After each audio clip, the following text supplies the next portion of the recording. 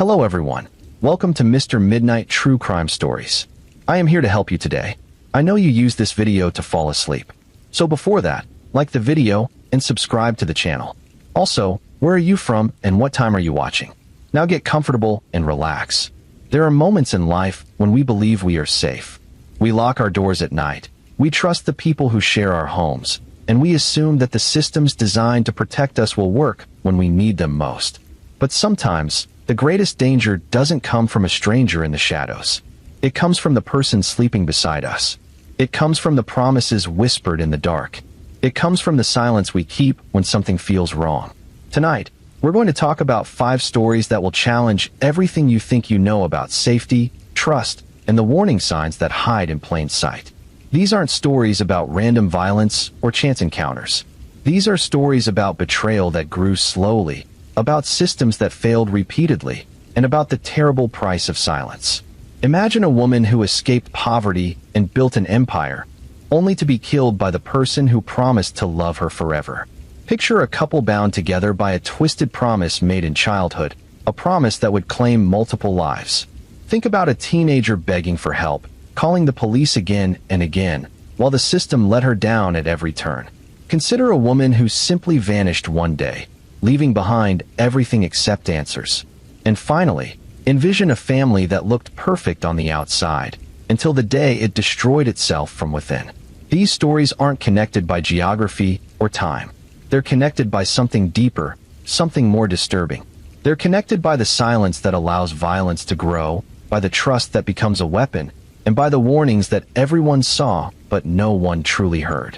We often think of true crime as something distant, something that happens to other people in other places. But the truth is far more uncomfortable.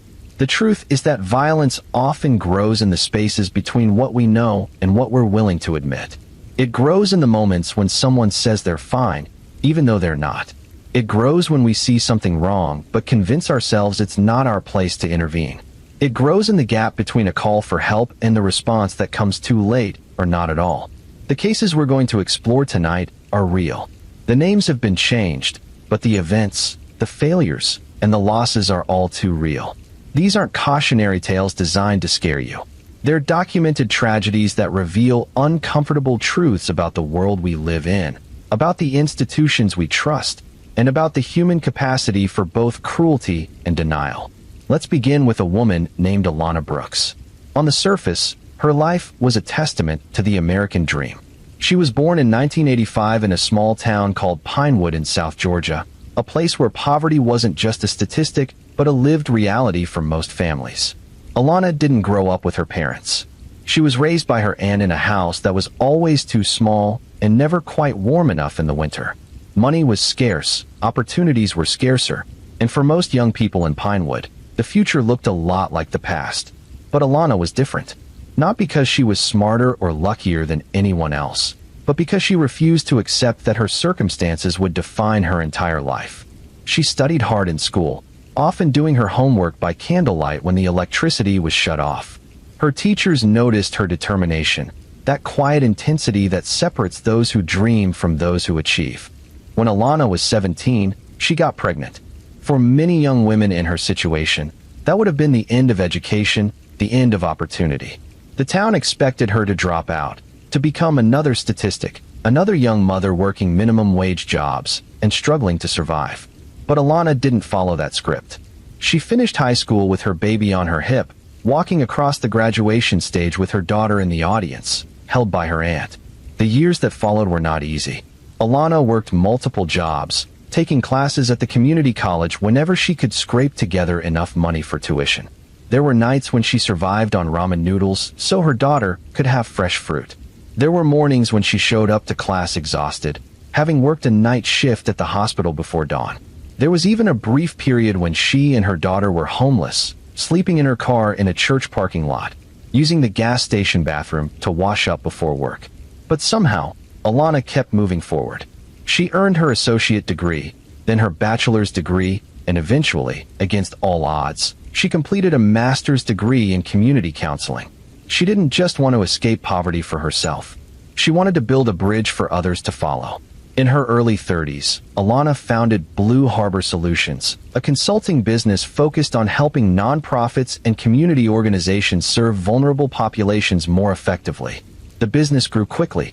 Alana had credibility that came from lived experience, and she had skills that came from years of disciplined study. She understood both the language of boardrooms and the reality of food stamps. She could write grant proposals and balance budgets, but she could also sit with a struggling single mother and speak truth without judgment. Within 5 years, Blue Harbor Solutions was generating significant revenue. Alana bought a house, a real house with a yard where her daughter could play. She drove a decent car that didn't break down every other month. She hired employees, mostly women with backgrounds similar to her own, and paid them well. She spoke at conferences about resilience and entrepreneurship. Magazine articles featured her as an example of what determination and hard work could achieve. To the outside world, Alana Brooks had made it. She was successful, financially stable, and seemed to have everything under control. She posted photos on social media of her daughter's accomplishments, of her business awards, of motivational quotes about perseverance. She smiled in every picture, that confident smile of someone who had fought for everything she had and wasn't about to let it go. But there were things Alana didn't post about. There were conversations she didn't share publicly. There were fears she kept hidden behind that smile. Fears that were growing larger with each passing month. Alana had married a man named Marcus Brooks 8 years into her business success. Marcus was charming, the kind of man who could light up a room with his presence. He was handsome and knew how to make people feel special with his attention. When Alana met him at a community event, she was drawn to his energy, to the way he seemed so confident and secure. After years of struggling alone, there was something appealing about having a partner, someone to share the weight of responsibility. The wedding was beautiful, a celebration of love, but also of arrival. Alana had made it not just professionally but personally. She had a thriving business, a beautiful daughter, and now a husband who promised to stand beside her through everything life might bring. But marriages, like houses, reveal their flaws slowly. The problems didn't appear all at once. They crept in gradually, almost imperceptibly at first. Marcus didn't have the same work ethic Alana did. He moved from job to job, always with explanations that sounded reasonable in the moment, but formed a troubling pattern over time. He spent money freely, too freely for someone without a stable income. He made investment decisions without consulting Alana, decisions that often lost money rather than made it. Alana tried to be understanding. She knew what it was like to struggle, to face setbacks. She wanted to believe that Marcus was trying, that things would eventually stabilize. She covered his debts more than once, telling herself it was what partners did for each other. She took on more contracts to compensate for his financial unreliability, working longer hours to maintain the lifestyle they'd built. Then came the discovery that changed everything.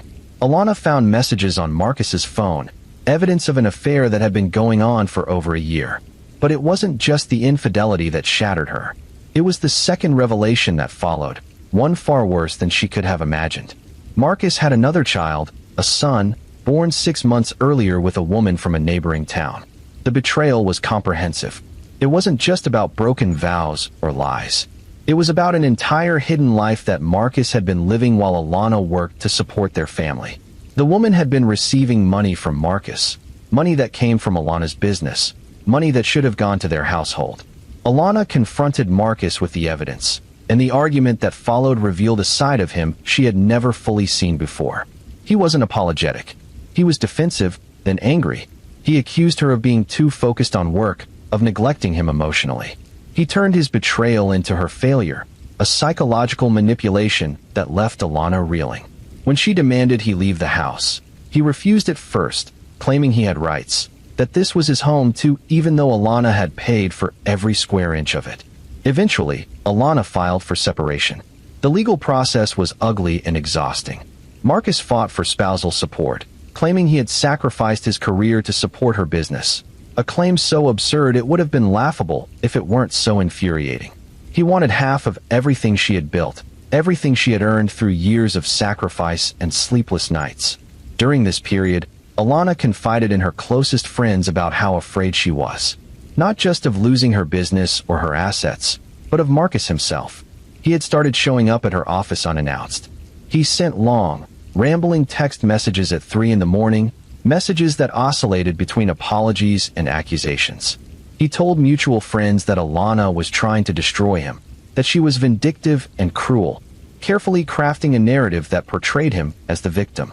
One friend, a woman named Patricia who had known Alana since college, later told investigators that Alana seemed genuinely frightened in those final months.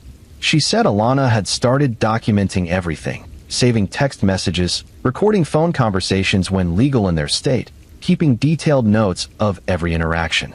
Patricia remembered Alana saying something chilling during one of their last conversations. She said Marcus had told her during an argument that she would regret how she was treating him, that she didn't understand what she was dealing with. At the time, Patricia thought it was just angry talk, the kind of threats people make in the heat of divorce proceedings. Looking back, she wished she had taken it more seriously. There was something else Alana did during this time, something that would later take on terrible significance. She updated her insurance policies, all of them. She removed Marcus as the beneficiary and designated her daughter and her aunt instead. She told Patricia she was doing it to protect what she had built, to make sure Marcus couldn't profit from her death if something happened to her.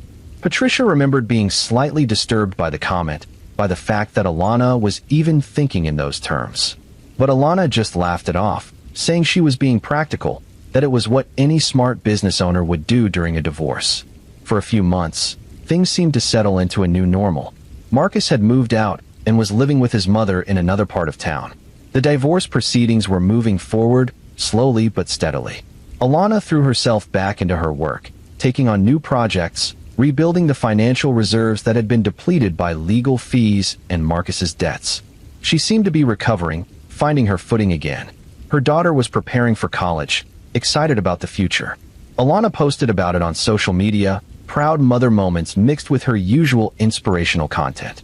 To anyone following her online, it looked like she was thriving despite the setback of divorce. The comments on her posts were full of encouragement, other women praising her strength and resilience. But privately, Alana was still worried. She told Patricia that Marcus had been asking questions about her business finances, about her insurance policies, about her will. He had no reason to be asking these questions anymore, no legal right to that information, but he kept pushing. When Alana refused to provide details, he became angry again, threatening to drag out the divorce proceedings, to make her life as difficult as possible. There were also the strange incidents that Alana couldn't quite explain, but that left her uneasy. Her car had been broken into, though nothing was taken. Someone had tried to access her business bank account online using an old password. Her daughter reported seeing Marcus's car parked down the street from their house late at night, though he denied it when Alana confronted him. Each incident on its own seemed minor, possibly coincidental. Together, they formed a pattern that made Alana increasingly nervous. She considered getting a restraining order, but her lawyer advised against it unless there was a clear threat. Marcus had been careful, never explicitly threatening violence, never doing anything that would leave obvious evidence. He was angry and intrusive, but in ways that fell just short of legal action. Alana felt trapped between her instincts, which told her something was very wrong, and a legal system that required concrete proof before it would intervene. Then came a night in late October, 3 days before Alana's 38th birthday. She had spent the evening working on a grant proposal, determined to secure a major contract that would expand her business into 2 new states. Her daughter was away at a college visit weekend. Alana was alone in the house, which was unusual but not concerning. She had lived alone before, during the years of struggle. She wasn't afraid of solitude. Around 11:30, Alana finished her work and got ready for bed. She texted her daughter goodnight, sent a few work emails, and scrolled through social media for a few minutes before turning off the lights. She fell asleep quickly, exhausted from a long day. She never woke up. At approximately 2:15 in the morning, someone entered Alana's house. They came in through the back door, which had been forced open with a crowbar. They moved through the dark house with purpose, not randomly searching rooms, but heading directly to the master bedroom where Alana slept.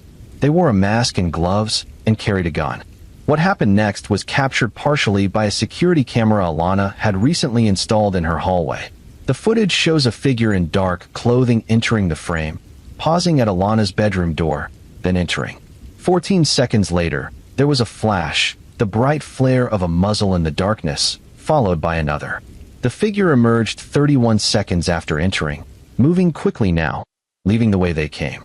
Alana's daughter found her the next afternoon when Alana didn't answer her phone. The police were called immediately. The scene was devastating. Alana had been shot twice while she slept, once in the chest and once in the head. The medical examiner would later testify that she likely never knew what was happening. That death was rapid. It was small comfort to those who loved her. The investigation began immediately, and from the start, Marcus was a person of interest.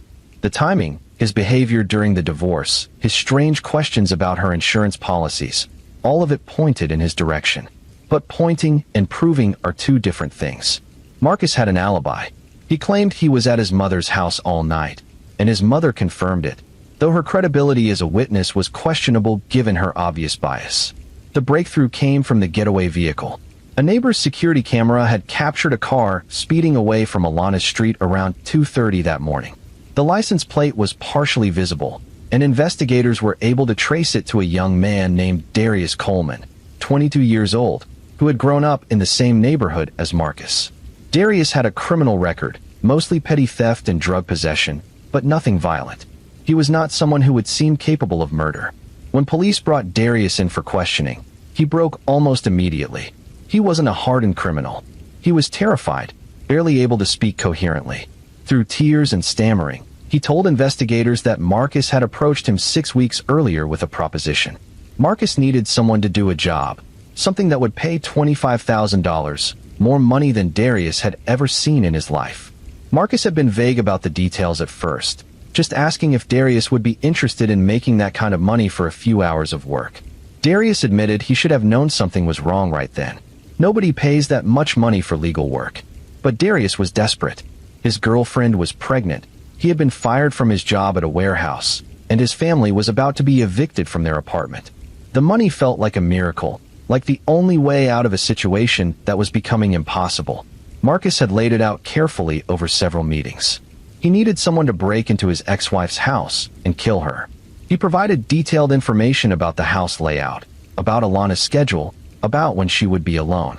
He gave Darius the crowbar to force the door. He even provided the gun, a weapon that turned out to be stolen. Darius told investigators that Marcus had been very specific about how it needed to look. It had to seem like a robbery gone wrong, a random home invasion. Darius was supposed to take some items from the house to support that narrative, but in his panic after firing the shots, he forgot. He just ran, leaving behind evidence that would eventually lead police directly to him. But there was more to the story. Darius hadn't acted alone. Marcus had recruited a second young man, someone to drive the getaway car and act as a lookout. His name was Tyler Grant, 19 years old, another kid from the neighborhood with limited prospects and mounting desperation. Tyler confirmed everything Darius said. He described meetings with Marcus in parking lots and fast food restaurants, conversations where Marcus spoke about his ex-wife with chilling coldness, referring to her as a problem that needed to be solved. What emerged from the investigation was a picture of calculated murder. This wasn't a crime of passion or a moment of rage. Marcus had spent weeks planning Alana's death, recruiting vulnerable young men who he knew would be tempted by money they couldn't earn legitimately, providing them with tools and information, and carefully constructing an alibi for himself. He had planned it like a business transaction, with the same attention to detail that Alana had once applied to her consulting work. The motive was exactly what Alana had feared. Marcus had learned that Alana had changed her insurance beneficiaries, but he had also discovered something else. Alana was pregnant, about 8 weeks along. She hadn't told many people yet, hadn't even decided whether she was going to continue the pregnancy, given everything happening in her life. But Marcus had found out somehow, possibly by going through her trash and finding medical paperwork or pharmacy receipts. In Marcus's twisted logic, if Alana died while they were still technically married, before the divorce was finalized, he would be entitled to everything. Her business, her assets, her life insurance payout of $500,000. He would finally have the money he had always believed he deserved, the wealth he thought Alana had been selfishly keeping from him. The fact that she was pregnant made him move faster, worried that she might use the pregnancy to complicate the divorce proceedings further. When Marcus was arrested 2 weeks after the murder, he maintained his innocence. He claimed he was being framed, that Darius and Tyler were lying to save themselves. He told anyone who would listen that Alana's business partners had motive to kill her, that she had enemies in the nonprofit world who resented her success. He portrayed himself as a grieving husband, shocked and devastated by his wife's murder. But the evidence was overwhelming. Darius and Tyler both testified against him, describing the planning meetings in detail. Phone records showed multiple calls between Marcus and both young men in the weeks before Alana's death. Financial records revealed that Marcus had withdrawn large amounts of cash in the days before the murder, withdrawals that couldn't be explained by any legitimate expense. And perhaps most damning, investigators found searches on Marcus's computer about insurance payouts, about how long it took for murder investigations to close, about whether beneficiary changes made during a divorce were legally valid. The trial lasted 3 weeks and became a major news story in the region. Alana's friends and colleagues filled the courtroom, wanting to bear witness, wanting justice for a woman who had overcome so much only to be killed by someone who had promised to love her. Marcus's defense attorney tried to argue that the prosecution's case was circumstantial, that Marcus might have been planning the murder but hadn't actually committed it, that Darius was the true killer and was simply trying to shift blame. The jury deliberated for 7 hours. When they returned, their verdict was unanimous. Marcus Brooks was guilty of first-degree murder, conspiracy to commit murder, and solicitation of murder. Darius Coleman and Tyler Grant were also convicted, though they received lighter sentences in exchange for their cooperation and testimony. Darius got 30 years with the possibility of parole after 20. Tyler, who hadn't actually entered the house or fired the weapon, received 15 years. Marcus Brooks was sentenced to life in prison without the possibility of parole. As the sentence was read, he showed no emotion, staring straight ahead with the same cold expression that had characterized his demeanor throughout the trial. Alana's daughter, now a young woman who would have to live the rest of her life without her mother, sat in the front row and wept quietly. Alana's aunt, who had raised Alana and had hoped to see her great-niece grow up with the opportunities she herself never had, looked broken, aged 10 years in the months since Alana's death. But the consequences extended far beyond the courtroom. Blue Harbor Solutions, the business Alana had built from nothing, collapsed within 6 months of her death. Without Alana's leadership and personal relationships with clients, the contracts dried up. Her employees, women who had depended on those jobs, found themselves unemployed. The bridge Alana had tried to build for other women to escape poverty was dismantled, board by board, until nothing remained. Alana's daughter received the life insurance payout, but it was tied up in legal proceedings for over a year as Marcus attempted to challenge the beneficiary change from prison, filing motion after motion claiming that Alana had been coerced or that the change wasn't properly executed. Each motion was denied, but each one prolonged her daughter's pain, forcing her to relive her mother's murder again and again through legal paperwork and court appearances. The house where Alana died was sold at a significant loss. Nobody wanted to buy a home where such a brutal murder had occurred. Her daughter couldn't bear to live there, couldn't sleep in a place where her mother had been killed in her own bed.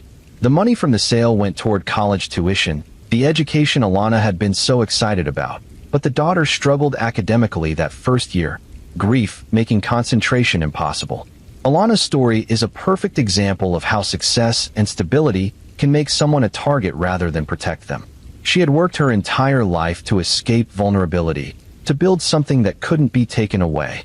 But in doing so, she created something worth taking, and she trusted someone who saw her not as a partner, but as an asset to be exploited and eventually eliminated. The warning signs were there. The financial irresponsibility, the infidelity, the hidden child, the anger during divorce proceedings, the strange questions about insurance and assets. Alana's friends knew something was wrong. Alana herself was afraid enough to document everything, to change her beneficiaries, to tell people she was worried. But knowing something is wrong and being able to stop it are two different things. The legal system requires proof of imminent danger before it will act, and Marcus was careful to keep his threats implicit, his rage controlled enough to avoid arrest. There's also the uncomfortable reality that Marcus didn't pull the trigger himself. He recruited 2 young men, exploiting their poverty and desperation the same way he had exploited Alana's trust and resources. Darius and Tyler made terrible choices, choices they will pay for the rest of their lives. But they were also victims of a system that left them so vulnerable that $25,000 felt worth risking everything. Marcus understood this desperation because he had lived adjacent to it, had watched Alana overcome it. But instead of being inspired by her example, he weaponized that understanding to manipulate others into doing his violence for him. In the end, Alana Brooks's story is about betrayal at the deepest level. She survived poverty, survived being a teenage mother, survived homelessness, built a thriving business, and became a voice for others struggling to overcome similar obstacles. But she couldn't survive the man she married, the man who looked at everything she had achieved and saw only what he could take, who viewed her life as an obstacle to his financial gain, who was willing to extinguish her existence for money he hadn't earned and didn't deserve. Her legacy is complicated now. She is remembered by those who knew her as brilliant and resilient. But she is also remembered as a cautionary tale about the dangers of ignoring red flags, about the price of giving second chances to people who haven't earned them, about how violence can hide behind charm until the moment it strikes. It's an unfair legacy in many ways, placing the burden of prevention on the victim rather than on the perpetrator, but it's the legacy she has nonetheless. And somewhere in all of this is a question that haunts everyone who knew Alana. Could it have been prevented? If she had gotten the restraining order despite her lawyer's advice, would it have stopped Marcus? If she had told more people about her fears, would anyone have been able to intervene? If the divorce had been finalized faster, would Marcus have lost his perceived motive? These questions have no good answers because they ask the victim to have been more perfect, more prescient, more protected, when the real failure was Marcus's choice to value money over a human life, his choice to plan and execute murder rather than accept the consequences of his own actions. Now let me tell you about a different kind of betrayal, one that began not in adulthood but in childhood, one that was nurtured over decades until it became something monstrous. This is the story of Naomi Reed and Evan Reed, a couple whose relationship defied every normal boundary and eventually destroyed multiple lives. Naomi and Evan grew up as neighbors in Ridgeway, Indiana, a small town where everyone knew everyone else's business. They lived 3 houses apart on a tree-lined street that looked peaceful and normal on the surface. Naomi was born in 1982, Evan in 1981. Their families were friendly, sharing barbecues and holiday celebrations. The children played together constantly, and as they grew older, that childhood friendship evolved into something else, something darker than anyone realized at the time. By the time Naomi and Evan were teenagers, they were inseparable. They sat together at lunch, walked home together after school, spent weekends at each other's houses. To their families and friends, they seemed like a sweet young couple, high school sweethearts destined to get married someday. But the reality of their relationship was far more disturbing than anyone knew. Years later, after everything came out, investigators would learn about a conversation Naomi and Evan had when they were just 15 years old. They had made what they called a pact, a promise that would define their relationship for the next 2 decades. The pact was simple in its horror.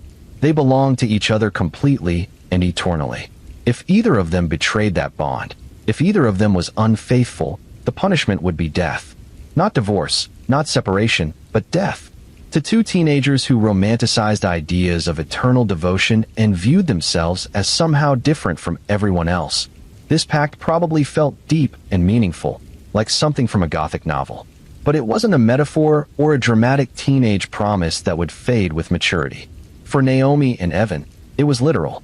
It was a rule they both agreed to follow, and they referenced it often over the years, reminding each other of their commitment whenever either seemed to be pulling away or showing interest in anyone else. They married young, just after Evan graduated from high school. Naomi was still 17, requiring her parents' permission for the marriage license. The wedding was small and unremarkable, held in a community center with folding chairs and grocery store flowers. Their families were supportive, happy to see young love triumphant, unaware of the twisted foundation on which this marriage was built. For the first several years, Naomi and Evan lived quietly in Ridgeway. Evan worked construction jobs, never staying with any company for very long. Naomi worked retail, moving from store to store as managers found her difficult to work with. Co-workers would later describe her as cold and detached, someone who didn't make friends easily. who seemed to view every interaction as transactional. She and Evan kept to themselves, rarely socializing with others, creating an isolated bubble where their distorted view of relationships could flourish without outside perspective or challenge. But beneath the surface of this quiet life, there were cracks. Naomi was unhappy, though she couldn't articulate exactly why. She felt trapped in Ridgeway, trapped in a life that seemed to be going nowhere. Evan was possessive, tracking her movements, questioning her about every conversation she had with other people, especially men. He read her text messages and monitored her social media accounts. When Naomi objected, he would remind her of their pact, of their promise to each other, framing his control as love and devotion rather than abuse. When Naomi was 28, an opportunity arose that promised escape. A retail chain she had worked for was opening a new location in North Shore, Michigan, a mid-sized city several hours away from Ridgeway. They were offering management positions, and Naomi applied on impulse, not really expecting to get the job, but desperate for any change. When they offered her a position as assistant manager with a significant pay increase, she accepted immediately. Evan was furious. He didn't want to leave Ridgeway, didn't want to move away from the familiar streets where he had grown up. But Naomi insisted, and eventually, he gave in, though his resentment was obvious. They moved to North Shore in the fall of 2010, renting a small house on the outskirts of the city. For Naomi, it felt like a new beginning, a chance to reinvent herself away from the place where she had always been just one half of Naomi and Evan. At her new job, Naomi thrived in ways she hadn't before. The work was challenging, the environment more professional than what she had experienced in Ridgeway. She liked being in charge, liked making decisions, liked the respect that came with her management role. For the first time in her life, she had an identity separate from Evan, and she discovered that she liked who she was without him constantly hovering. That's when she met Daniel Price. Daniel was 32, recently divorced, working as a sales representative for a company that supplied products to Naomi's store. He came in every few weeks to check inventory and take orders, and he always made a point of stopping by Naomi's office to chat. He was friendly and easy to talk to, with a self-deprecating sense of humor that made Naomi laugh in a way she couldn't remember laughing before. The affair started slowly. First, it was just extended conversations during Daniel's sales visits. Then it was text messages about work that gradually became more personal. Eventually, they started meeting for coffee on Naomi's lunch breaks, then for drinks after work. Daniel knew Naomi was married, but she had started being vague about her relationship, implying that things with Evan were complicated, that they were probably heading toward divorce. By early 2011, Naomi and Daniel were fully involved in an affair. They met in hotels, always careful to avoid places where they might be recognized. Daniel was falling in love, talking about his future with Naomi, about how they would be together once she left Evan. Naomi encouraged these fantasies, but never quite committed to them. She told Daniel she was working up the courage to leave, that she just needed more time, more money saved, more certainty about the future. What Naomi didn't tell Daniel was that she had told Evan everything. Not right away, but eventually, as the affair intensified and became harder to hide. She came home one night and confessed to Evan that she had been seeing someone else, that she had broken their pact. She expected rage, expected violence, expected the punishment they had promised each other all those years ago. Instead, Evan was eerily calm. He asked questions, lots of them. He wanted to know everything about Daniel, wanted details about where they met, what they did together, what Daniel looked like. Naomi answered, confused by Evan's reaction but also relieved. Maybe they had outgrown that teenage pact. Maybe they could handle this like adults, maybe even end their marriage amicably. But Evan wasn't being understanding. He was planning. In his mind, Naomi hadn't just betrayed their marriage. She had betrayed the foundational promise of their entire relationship, the pact they had made when they were 15 years old. And that pact had consequences, consequences they had both agreed to. Evan told Naomi that he forgave her, that they would work through this together. He even suggested that Naomi invite Daniel to their house for dinner, that the three of them should meet, so Evan could understand who Daniel was, what Daniel offered that Evan apparently couldn't provide. It was a strange suggestion, but Naomi interpreted it as Evan's attempt to process the situation, to come to terms with the end of their marriage in his own way. Looking back, Naomi would admit that some part of her knew what was going to happen. Some part of her understood what Evan was planning, even if she didn't consciously acknowledge it. But she invited Daniel anyway, telling him that Evan knew about the affair and wanted to discuss their situation like civilized adults. Daniel was hesitant, but ultimately agreed, viewing it as a necessary step toward being with Naomi openly. The dinner was set for a Saturday evening in March 2011. Daniel arrived at the Reed house just after 6, bringing wine and flowers, trying to make a good impression despite the awkwardness of the situation. Naomi answered the door and led him inside to the living room where Evan was waiting. The house was neat but sparse, with minimal furniture and no personal touches or decorations.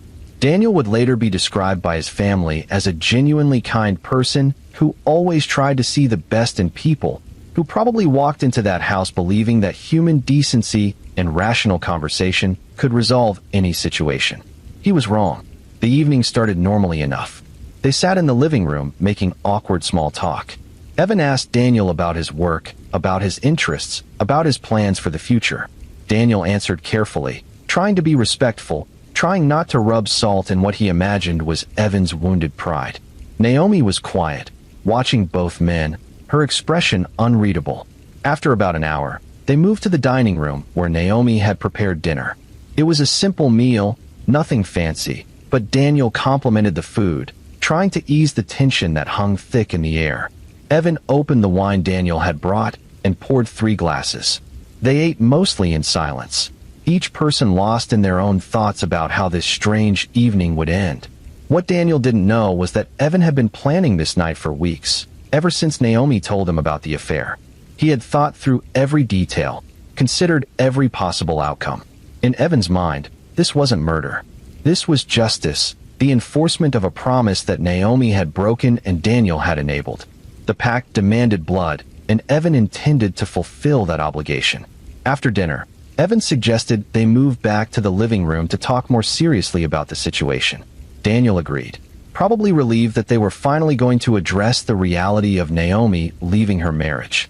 He sat on the couch. Naomi sat in a chair across from him, and Evan excused himself, saying he needed to get something from the bedroom. When Evan returned, he was holding a knife, a large hunting knife with a serrated edge. Daniel saw it and stood up, confusion turning to fear as he realized that this evening was not what he had been led to believe. He started to say something, maybe to ask what was happening, but Evan moved too quickly. He crossed the room in 3 strides and drove the knife into Daniel's chest before Daniel could react. The attack was brutal and sustained. Daniel fought back, tried to defend himself, but Evan was stronger and had the advantage of surprise. Naomi sat in her chair and watched. She didn't help Daniel. She didn't call the police. She didn't try to stop Evan. She just watched as the man she had claimed to care about, the man who had been planning a future with her, was stabbed repeatedly until he stopped moving. The living room was a scene of carnage. Blood was everywhere, on the walls, on the furniture, pooled on the floor where Daniel's body lay still. Evan stood over the body, breathing hard, covered in blood. He looked at Naomi and said something that investigators would later learn from Naomi's own testimony. He said that this was what happened when you broke the pact, that this was what they had promised each other, that Daniel's death was necessary to restore balance to their relationship. What happened next revealed just how deeply disturbed both Naomi and Evan truly were. Rather than panic, rather than call the police or flee or do any of the things a normal person might do after witnessing a murder, they set about cleaning up methodically. They had planned for this, had prepared supplies in advance. They wrapped Daniel's body in plastic sheeting that Evan had purchased weeks earlier. They cleaned the blood using industrial cleaner and bleach. Then came the disposal of the body, and this is where the true horror of their partnership became evident. Over the course of 3 days, working only at night, Evan dismembered Daniel's body in their basement. Naomi assisted him, helping to move the pieces, cleaning the tools, wrapping each part separately. They drove to several locations around North Shore, wooded areas and construction sites, and scattered the remains. They wanted to make sure that even if some parts were found, they wouldn't be connected to each other, wouldn't be identified easily. Daniel's car was a problem, one they had anticipated. They drove it to a parking lot at a shopping mall 40 miles away and left it there, wiping down every surface to remove fingerprints. They assumed it would eventually be towed or reported as abandoned, Just another mystery in a city full of them. For a while, their plan seemed to work. Daniel was reported missing by his family when he didn't show up for work and didn't answer his phone. The police investigated but had few leads. His car was found, but there was no evidence of foul play. His phone records showed his last location near the Reed house, but when police interviewed Naomi and Evan, they both claimed Daniel had never arrived for dinner, that he had called to cancel at the last minute. The investigation stalled. Without a body, without physical evidence, without any witnesses, there was nothing to charge anyone with. Daniel's family was devastated, stuck in the horrible limbo of not knowing what happened to someone they loved. Months passed, then a year, and Daniel's case grew cold. One more missing person in a system that has too many of them. But Naomi and Evan's relationship didn't return to normal after Daniel's murder. Something had broken between them that couldn't be repaired, even by the twisted logic of their pact. Naomi grew increasingly paranoid, convinced that Evan would eventually turn on her, would decide that she had broken the pact too many times to be forgiven. Evan became more controlling, more volatile, alternating between professions of love and accusations of betrayal. By 2013, 2 years after Daniel's death, Naomi had decided that she needed to end things with Evan, but she couldn't just leave. She knew too much, had participated in too much. If she left, and Evan was ever caught, he would implicate her immediately. She needed a more permanent solution, one that would ensure her safety and her silence. She began researching poisons, specifically ones that would mimic natural causes or an accidental overdose. She settled on a combination of prescription medications mixed with alcohol, substances that Evan used recreationally anyway, making an overdose seem plausible. She collected the medications over several months, stockpiling pills from various sources so no single acquisition would seem suspicious. In October 2013, Naomi put her plan into action. She prepared Evan's favorite dinner and suggested they have a special evening together, a reminder of better times. She mixed the medications into his drinks throughout the evening, being careful to make sure he consumed enough to be lethal, but not so much that he would taste anything wrong. Evan started feeling sick around midnight, complaining of dizziness and nausea. Naomi helped him to bed, telling him to sleep it off. She sat in the living room and waited. Around 3 in the morning, she checked on him. He was unconscious, his breathing shallow and irregular. Naomi watched him for a while, making sure he wasn't going to wake up. Then she called 911, hysterical, saying her husband wasn't breathing, that she thought he had taken too many pain pills, that she needed help immediately. The paramedics arrived within minutes, but it was too late. Evan was pronounced dead at the scene. The initial assumption was exactly what Naomi had planned for, an accidental overdose. Evan had a history of using prescription pain medication and alcohol, and the levels found in his system, while high, weren't impossibly so for someone with a tolerance. But Naomi made a critical mistake in the days following Evan's death. She seemed too calm, too unaffected. When the police came to ask routine questions about Evan's death, Naomi was cooperative but oddly detached. She didn't cry, didn't seem shocked or grief-stricken. One detective noticed that she referred to Evan in clinical terms, talking about his drug use and their relationship problems with the emotional effect of someone discussing a stranger. More concerning was what Naomi said when asked if Evan had been suicidal. She said no, that Evan would never kill himself, that he was too proud for that. But then she added, almost as an afterthought, that Evan deserved what happened to him, that he had it coming. When the detective asked her to clarify, Naomi seemed to realize she had said too much and claimed she was just upset, not thinking clearly. That comment prompted a more thorough investigation into Evan's death. The medical examiner was asked to look more carefully at the autopsy results, to determine whether the drug levels were consistent with self-administration or suggested outside involvement. Meanwhile, detectives started looking more deeply into Naomi and Evan's background. That's when they discovered Daniel Price's missing person case and the connection to the Reeds. The investigating officer from Daniel's case was contacted, and suddenly what had seemed like 2 separate incidents began to look like they might be connected. Detectives obtained search warrants for the Reed house and property. What they found was damning. Despite Naomi and Evan's attempts to clean up after Daniel's murder, forensic examination of the house revealed traces of blood in the basement, blood that DNA testing would eventually match to Daniel. They found the tools that had been used to dismember his body, cleaned but still containing microscopic evidence. They found plastic sheeting that matched the type wrapped around the few remains of Daniel's body that had been discovered. Perhaps most significantly, they found journals that both Naomi and Evan had kept, separate journals that documented their relationship from teenage years through adulthood.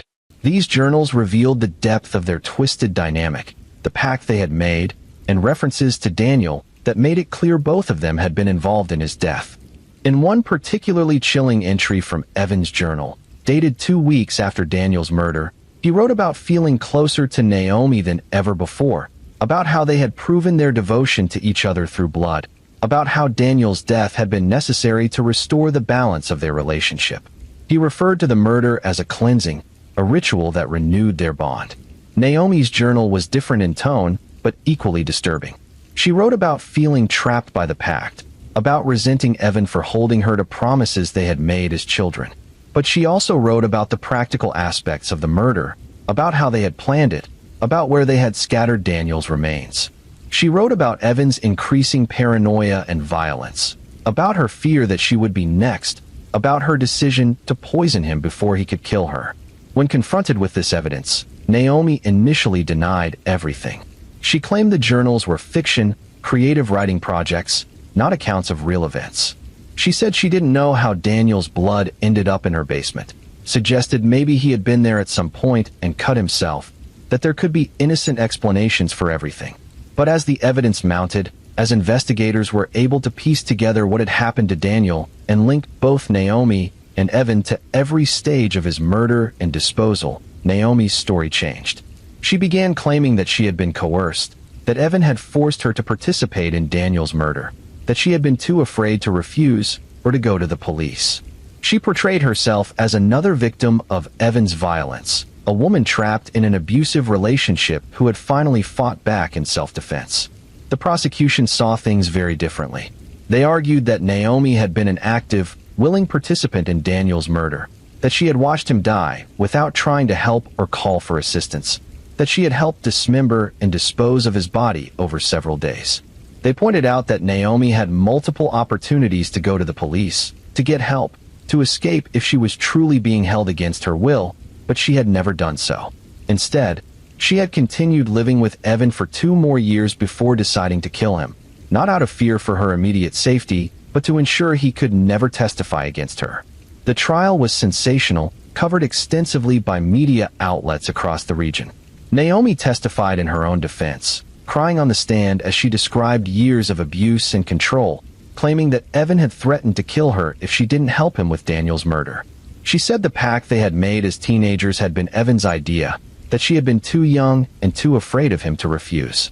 But prosecutors brought in experts who testified about the nature of the relationship, about how the journals showed that Naomi had been equally invested in their twisted dynamic, that she had referenced the pact in her own writing, that she had made decisions independently that led to violence. They pointed to Naomi's calculated poisoning of Evan as evidence that she was not a helpless victim, but a person capable of cold, premeditated murder. The jury deliberated for 3 days. When they returned, their verdict was complicated. They found Naomi guilty of first-degree murder in Daniel Price's death, concluding that her participation had been voluntary and that she had ample opportunity to stop the crime or report it. However, they found her guilty of second-degree murder in Evan Reed's death, accepting that there had been some element of the abusive relationship dynamic that influenced her decision to kill him, even if it didn't fully excuse it. Naomi was sentenced to life in prison for Daniel's murder, with an additional 20 to 40 years for Evan's murder, sentences to be served consecutively. She would be eligible for parole after serving 40 years, meaning she would be in her early 70s before she could even be considered for release. But the story didn't end there. After the trial, investigators began looking into other missing person cases in areas where Naomi and Evan had lived. There were 3 unsolved disappearances, 2 men and 1 woman, that occurred during the years of their marriage. All 3 had some connection to the Reeds, either as co-workers, neighbors, or acquaintances.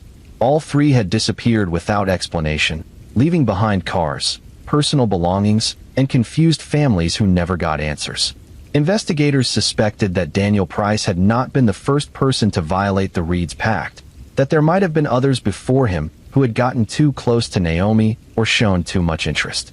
They believed that Daniel was simply the first case where they left enough evidence behind to be caught. But without bodies, without physical evidence, without confessions, these suspicions remained just that.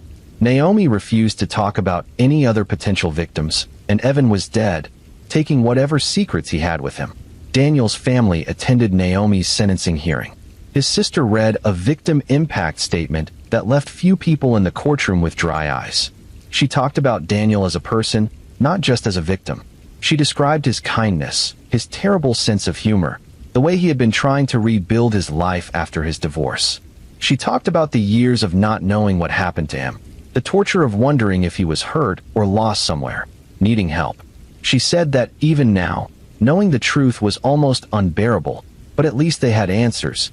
At least they could properly mourn him.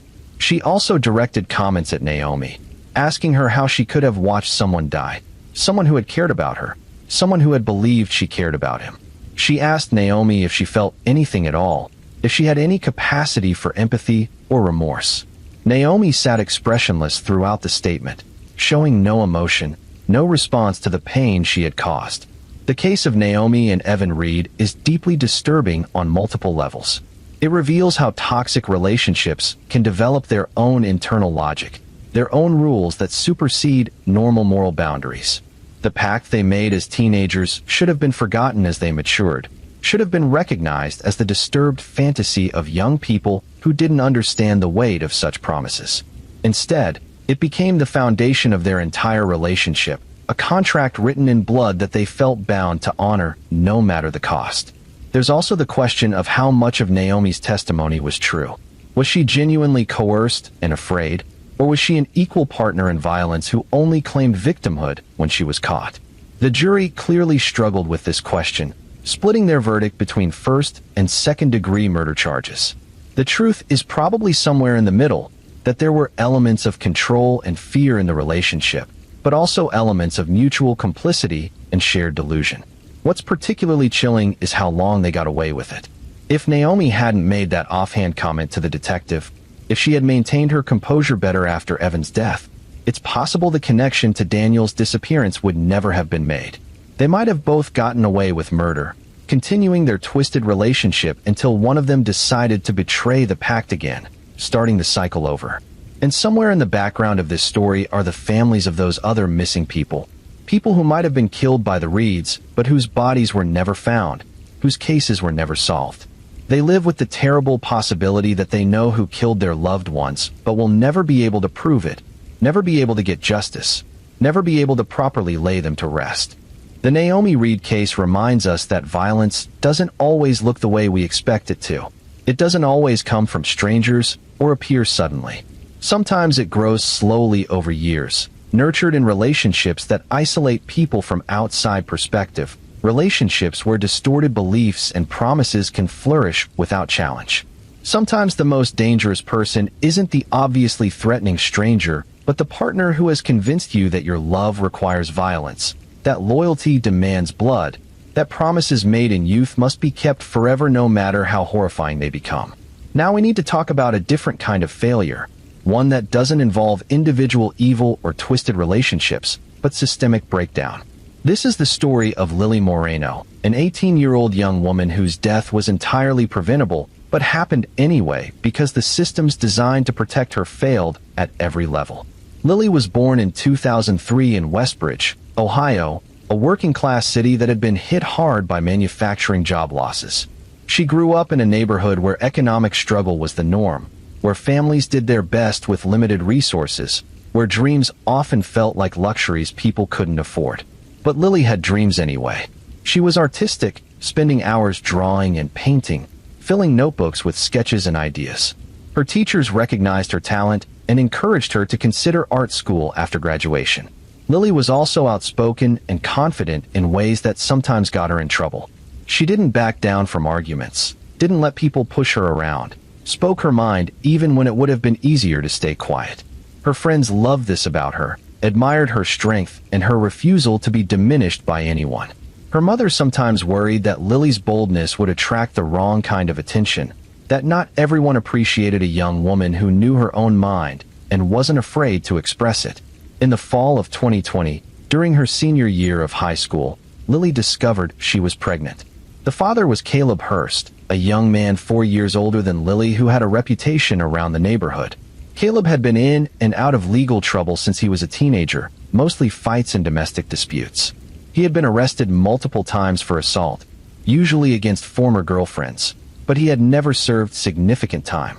The charges were often dropped when victims refused to testify or accepted plea deals that put Caleb on probation with anger management requirements that he never fully completed. When Lily told Caleb about the pregnancy, his reaction was immediate and violent. He accused her of trying to trap him, of ruining his life. He grabbed her by the throat and slammed her against a wall, leaving bruises on her neck that would be photographed by police later. Lily's mother called the police, and Caleb was arrested for domestic violence. This should have been the moment when the system protected Lily. Caleb had a history of violence against women. He had just committed a serious assault against a pregnant teenager. He should have been held without bail or at minimum released with strict conditions that would have kept him away from Lily. Instead, he was released on bail within 48 hours with a standard protective order that prohibited him from contacting Lily directly. A protective order is just a piece of paper. It has no physical power to stop someone who is determined to cause harm. It only works if the person who receives it chooses to follow it, or if violations are taken seriously enough by police and courts to result in meaningful consequences. In Caleb's case, neither of those conditions applied. Within a week of his release, Caleb was violating the protective order. He showed up at Lily's house, pounding on the door, demanding to talk to her. Lily's mother called the police. They arrived an hour later, by which time Caleb had left.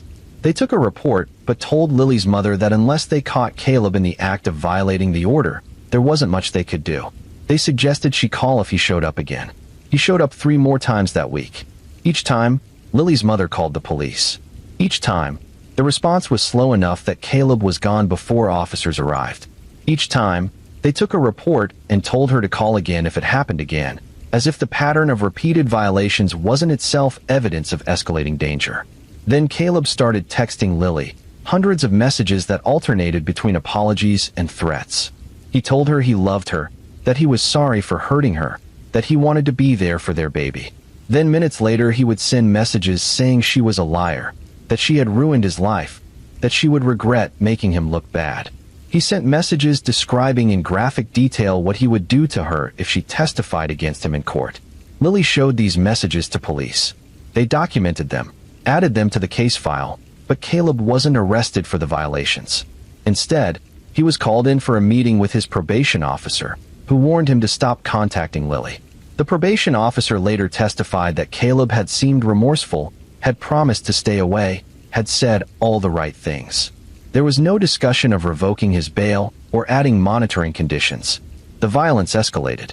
In January 2021, Caleb somehow obtained a key to Lily's house, possibly from a mutual friend or possibly by stealing it during one of his earlier visits. He let himself in late at night when Lily was alone, her mother working a night shift. Lily woke up to find Caleb standing over her bed. She tried to scream, but he covered her mouth with his hand, telling her they needed to talk. What followed was a 4-hour ordeal during which Caleb held Lily captive in her own room. He didn't let her leave or use her phone.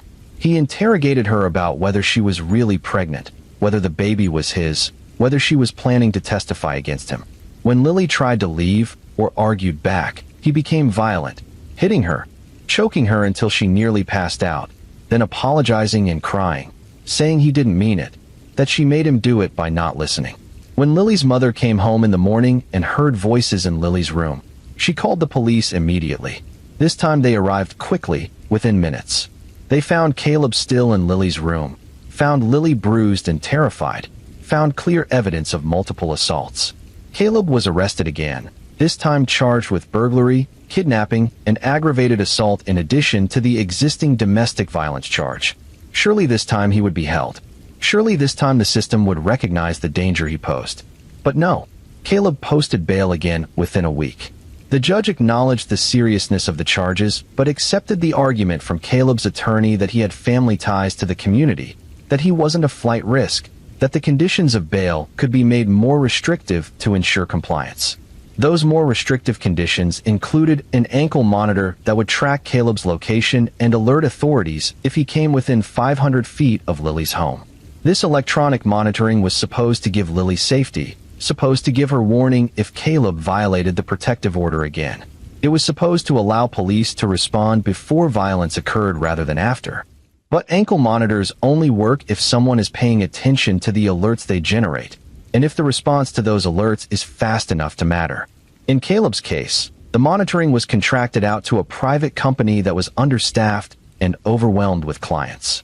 The alerts went to a central office where they were supposed to be forwarded to local police, but there were delays, sometimes hours, between an alert being generated and police being notified.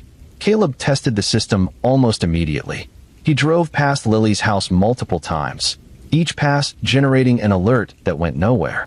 He walked down her street late at night, standing across from her house, staring at her windows.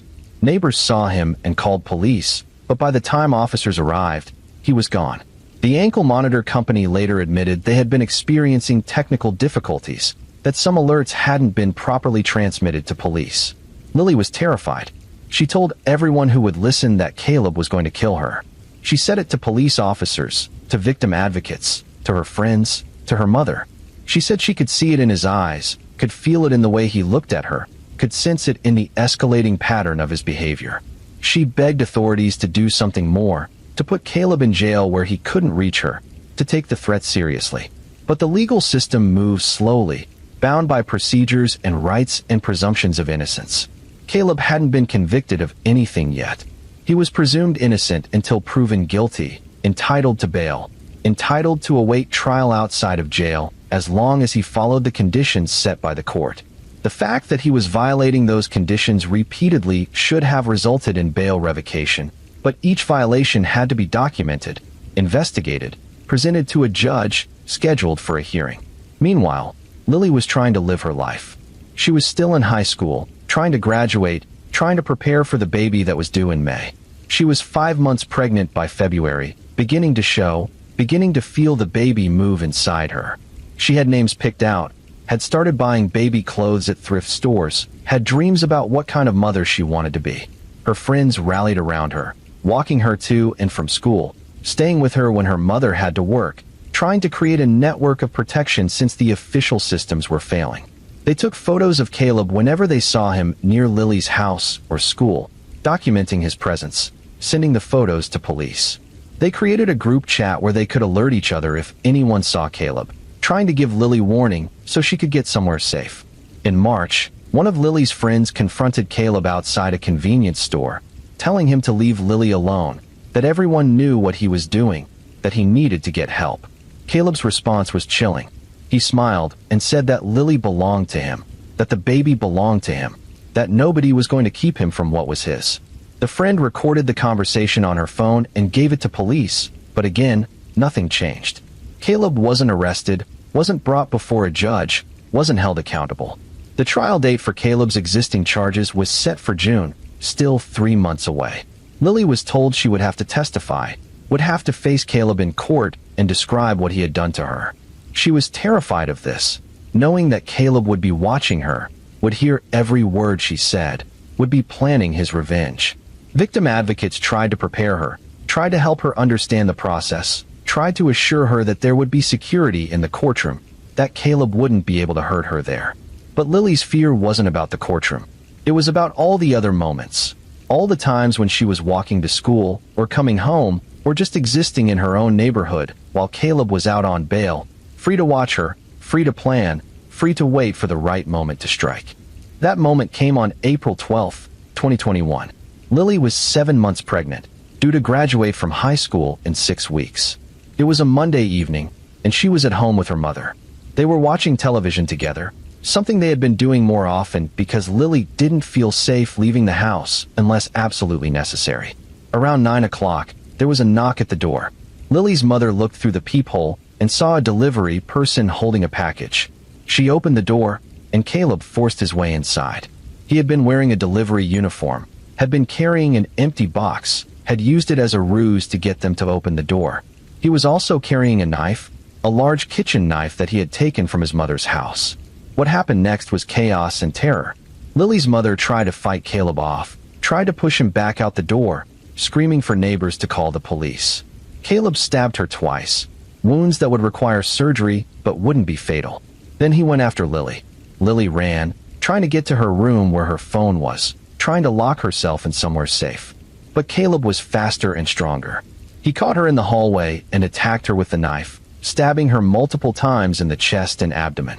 Lily fought back, screaming, trying to protect her pregnant belly, but the attack was too brutal, too sustained.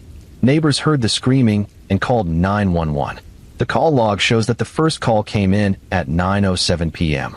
Police arrived at 9:14 p.m., 7 minutes later. When they entered the house, they found Lily's mother bleeding but conscious in the living room. They found Lily in the hallway, unresponsive, with multiple stab wounds. They found Caleb in Lily's bedroom, sitting on her bed, covered in blood, still holding the knife. Paramedics worked on Lily for 20 minutes, trying to save her, trying to save the baby. But the wounds were too severe.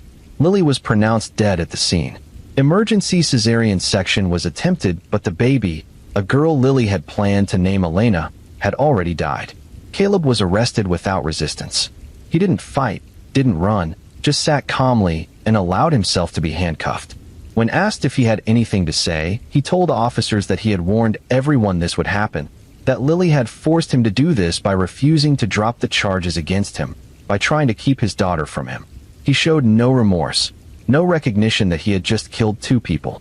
The aftermath of Lily's death was devastating on multiple levels. Her family lost a daughter and a granddaughter who would never be born. Her friends lost someone they had tried desperately to protect. Her school community was traumatized, holding vigils and memorials while trying to process how a student they saw every day could be murdered before graduation.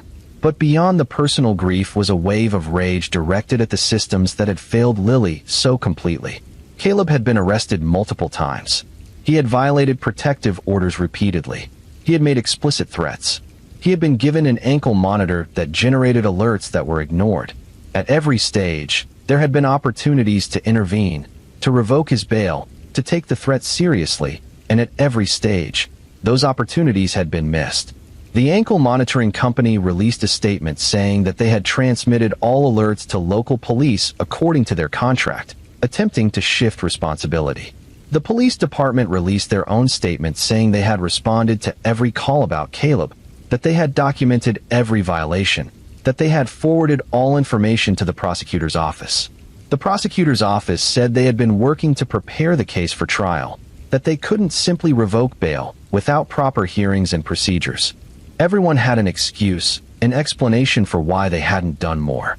But the reality was that a system supposedly designed to protect victims of domestic violence had failed at every level, and the failure had cost Lily Moreno and her unborn daughter their lives.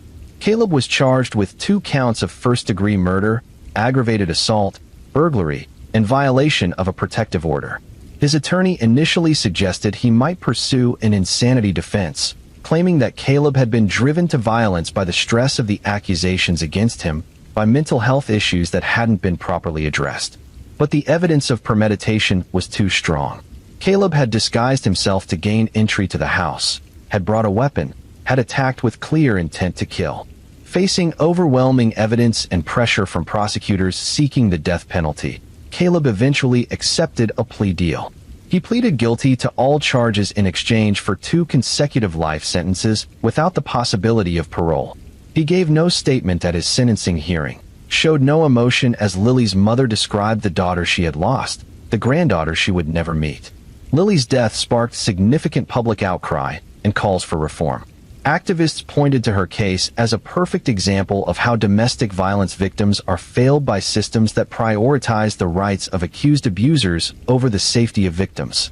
They demanded changes to bail procedures, better training for judges on the lethality risk in domestic violence cases, more rigorous monitoring of protective order violations, better funding and staffing for ankle monitoring programs. Some changes were eventually made. Ohio passed legislation in Lily's name that created a more rigorous system for evaluating danger in domestic violence cases before setting bail. The law requires judges to consider history of violence, violations of previous protective orders, and explicit threats when making bail decisions. It mandates that ankle monitor violations be responded to within 30 minutes rather than hours. It provides additional funding for victim advocacy and enhanced penalties for protective order violations. But legislation can't bring Lily back. It can't give her mother her daughter back, can't give Lily the chance to graduate, to become a mother, to build the life she had been planning. It can't restore the future that was stolen from her by someone who refused to accept that he didn't own her, that she had the right to leave, to seek protection, to live without violence. Lily's story is particularly painful because it was so preventable. Unlike some of the other cases we've discussed tonight, there was no mystery here, no hidden danger that nobody could have anticipated. Everyone knew Caleb was dangerous. He had a documented history of violence. He was actively violating protective orders. He was making explicit threats. The warning signs weren't subtle or easily missed. They were blazing red alarms that everyone could see. But seeing danger and stopping it are two different things. The system is built with checks and balances, with procedures that are meant to protect individual rights while also keeping communities safe. But sometimes those procedures create gaps, windows of time where someone who intends harm can act before the slow machinery of justice can stop them. There's also the uncomfortable reality that domestic violence is often not taken as seriously as other forms of violence. If Caleb had been making death threats against a police officer or a judge, he would have been held without bail immediately. But because his victim was his ex-girlfriend, a young woman without power or status, the system treated his threats as less urgent, his violations as less serious. Lily's friends have said that one of the hardest things about her death is the guilt they carry. They knew she was in danger. They tried to help. They created protective networks, documented violations, called police, did everything they could think of. But it wasn't enough, and they feel like they failed her even though the real failure was systemic, institutional, far beyond what a group of teenagers could have prevented. Her mother carries a different kind of guilt. She wonders if she should have moved, taken Lily somewhere Caleb couldn't find them, even though that would have meant leaving her job, her community, everything familiar. She wonders if she should have bought a gun to protect their home, even though she had no training and wasn't sure she could actually use it if the moment came. She wonders if there was some magic combination of words that would have made the police, the judges, the system take the threat seriously enough to act. But the truth is that the burden of preventing domestic violence should never fall primarily on victims and their families. The burden should fall on the systems we've created specifically for protection, and on the abusers who choose violence instead of accepting that they cannot control another person's life and body. Caleb Hurst will spend the rest of his life in prison, where he belongs. But his imprisonment doesn't undo the harm, doesn't restore what was lost, doesn't answer the question of why so many people saw what was coming and couldn't stop it. Lily Moreno should be 21 years old now, should be raising her daughter, should be pursuing her dreams of art school or whatever other path she might have chosen. Instead, she's a case study, a cautionary tale, a name on a piece of reform legislation, remembered by people who never knew her as an example of systemic failure. Her friends still visit her grave, still post about her on the anniversary of her death, still carry the grief of losing someone they loved to violence that should never have reached her. Her mother still lives in the same house, though she's moved Lily's room to a different space, couldn't bear to walk past that hallway every day. She's become an advocate for domestic violence victims, working with organizations that push for better protections, speaking at legislative hearings about her daughter's death. If there's any meaning to be found in Lily's tragedy, it's in the changes that have been made since her death, in the other young women who might be safer because lawmakers and law enforcement learned from the catastrophic failures in her case. But that's cold comfort for a mother who just wanted her daughter to live. Now let's shift to a very different kind of story, one without the obvious warning signs, without the documented history of violence, without the clear villain. This is the story of Eleanor Finch, a 61-year-old woman who simply vanished one day, leaving behind questions that have never been fully answered and a family that has never found peace. Eleanor had lived her entire life in rural Wisconsin, spending most of her adult years on a small farm outside the town of Ash Hollow. It was a quiet life, the kind that city people romanticize but that requires constant work and adaptation. Eleanor and her husband Walter had bought the property in 1985 when they were young and full of plans for a self-sufficient lifestyle. They raised chickens, grew vegetables, kept bees for honey, lived modestly on Walter's income from a job at a local manufacturing plant. By all accounts, Eleanor was a private person but not unfriendly. She participated in community events, volunteered at the local library, was known as someone who would help neighbors when they needed it. She had survived breast cancer in her late 50s, a battle that had been difficult, but that she had approached with determination and grace. Friends from that time remember her as strong-willed and independent, someone who didn't complain even when treatment made her sick, who kept working in her garden even on days when she could barely stand. Her marriage to Walter was less clearly defined. Some people who knew them described them as devoted partners, while others noticed a certain coldness between them, a lack of warmth that suggested problems beneath the surface.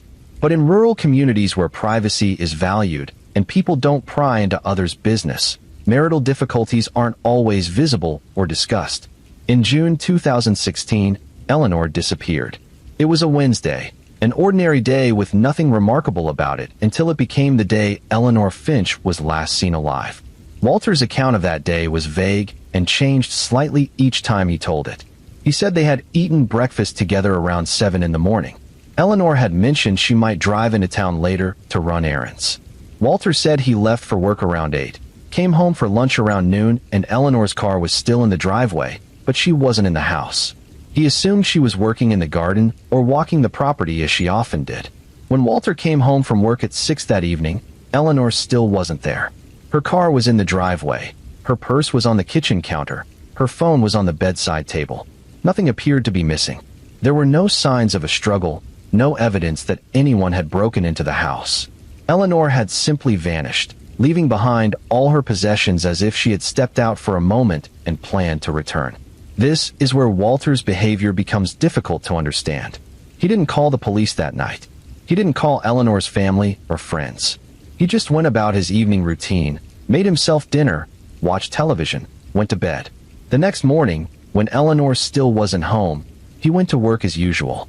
It wasn't until Friday evening, more than 48 hours after Eleanor was last seen, that Walter called the police to report her missing. His explanation for the delay was vague and unsatisfying.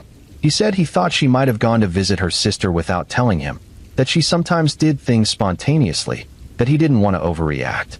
But Eleanor's sister lived 8 hours away, and Eleanor had never visited without her car, without her purse and phone, without telling Walter or her sister she was coming. The police response to Eleanor's disappearance was initially focused on the possibility that she had wandered off and become lost or injured. She was 61 years old, a cancer survivor who took multiple medications. It wasn't impossible that she had become confused or disoriented, had walked into the woods surrounding the property, and couldn't find her way back. Search teams combed the area around the Finch property, using dogs and volunteers to cover hundreds of acres of farmland and forest. They searched for days, finding nothing. No evidence that Eleanor had walked into the woods. No signs of her presence anywhere beyond the house and immediate yard. As the search continued, investigators began looking more closely at Walter. His delay in reporting Eleanor missing was suspicious, as was his lack of urgency during the search efforts. While volunteers were walking through woods and calling Eleanor's name, Walter was at home, occasionally joining the search, but mostly staying inside, claiming he needed to be available if Eleanor came back or called. Neighbors noticed his odd behavior. One woman who had known the Finches for years later told police that Walter had seemed almost annoyed by all the commotion, had complained about all the people tramping through his property, had suggested that Eleanor would show up eventually, and everyone was making too much fuss. This was not the response of a worried husband whose wife had vanished without explanation. Then there were the comments Walter made to searchers and police, comments that suggested he knew Eleanor wasn't coming back. He talked about her in the past tense, saying she was a good wife. She had been involved in the community. When someone corrected him, pointed out that he should use present tense since they didn't know what had happened to Eleanor, Walter would correct himself, but then slip back into past tense in the next conversation. More disturbing was a comment he made to one of the search volunteers, a casual remark that wouldn't have meant much except in context. The volunteer had said something hopeful about finding Eleanor alive, and Walter had responded that some things were better left buried. When asked what he meant, he claimed he was speaking generally, philosophically, But the volunteer remembered feeling chilled by the comment, by the flat way Walter had said it.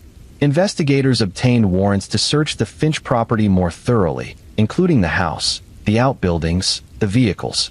They didn't find Eleanor's body, but they found other evidence that was deeply troubling. There were receipts for large purchases of heavy-duty plastic sheeting and cleaning supplies made the week before Eleanor disappeared. There were searches on the household computer about decomposition rates and whether bodies could be detected by search dogs after being buried in certain types of soil. Perhaps most significantly, they found evidence that Walter had been having an affair. Her name was Marla Kent, and she was 53 years old, a widow who lived about 40 minutes from Ash Hollow. Walter and Marla had met at a grief support group, of all places. Walter had been attending to support Eleanor during her cancer treatment. Marla had been there after her husband's death from a heart attack. They had started talking, then meeting for coffee, then embarking on a full affair that had been going on for over 2 years. Phone records showed that Walter and Marla had been in constant contact, including on the day Eleanor disappeared. They had exchanged dozens of texts, and there had been several phone calls, including one just an hour before Walter claimed to have left for work that morning. When police interviewed Marla, she initially denied the affair, but when confronted with the phone records and with evidence that Walter had been staying at her house on weekends when he told Eleanor he was visiting friends, she broke down and admitted the relationship. Marla claimed she didn't know anything about Eleanor's disappearance, that Walter had told her his marriage was essentially over, that he and Eleanor were staying together for financial reasons, but lived separate lives. She said Walter had mentioned that once his divorce was final, they could be together openly. She insisted she had nothing to do with whatever happened to Eleanor. But investigators didn't believe Marla's claimed ignorance. Phone records showed that she and Walter had discussed Eleanor frequently, including conversations about how much easier Walter's life would be if Eleanor wasn't in it. There were texts where Marla had joked about Eleanor having an accident, messages that Marla later claimed were just dark humor, not actual plans or wishes. More damning were the phone records from the day Eleanor disappeared. Marla had called Walter 3 times that morning, before he supposedly left for work. The last call lasted 14 minutes.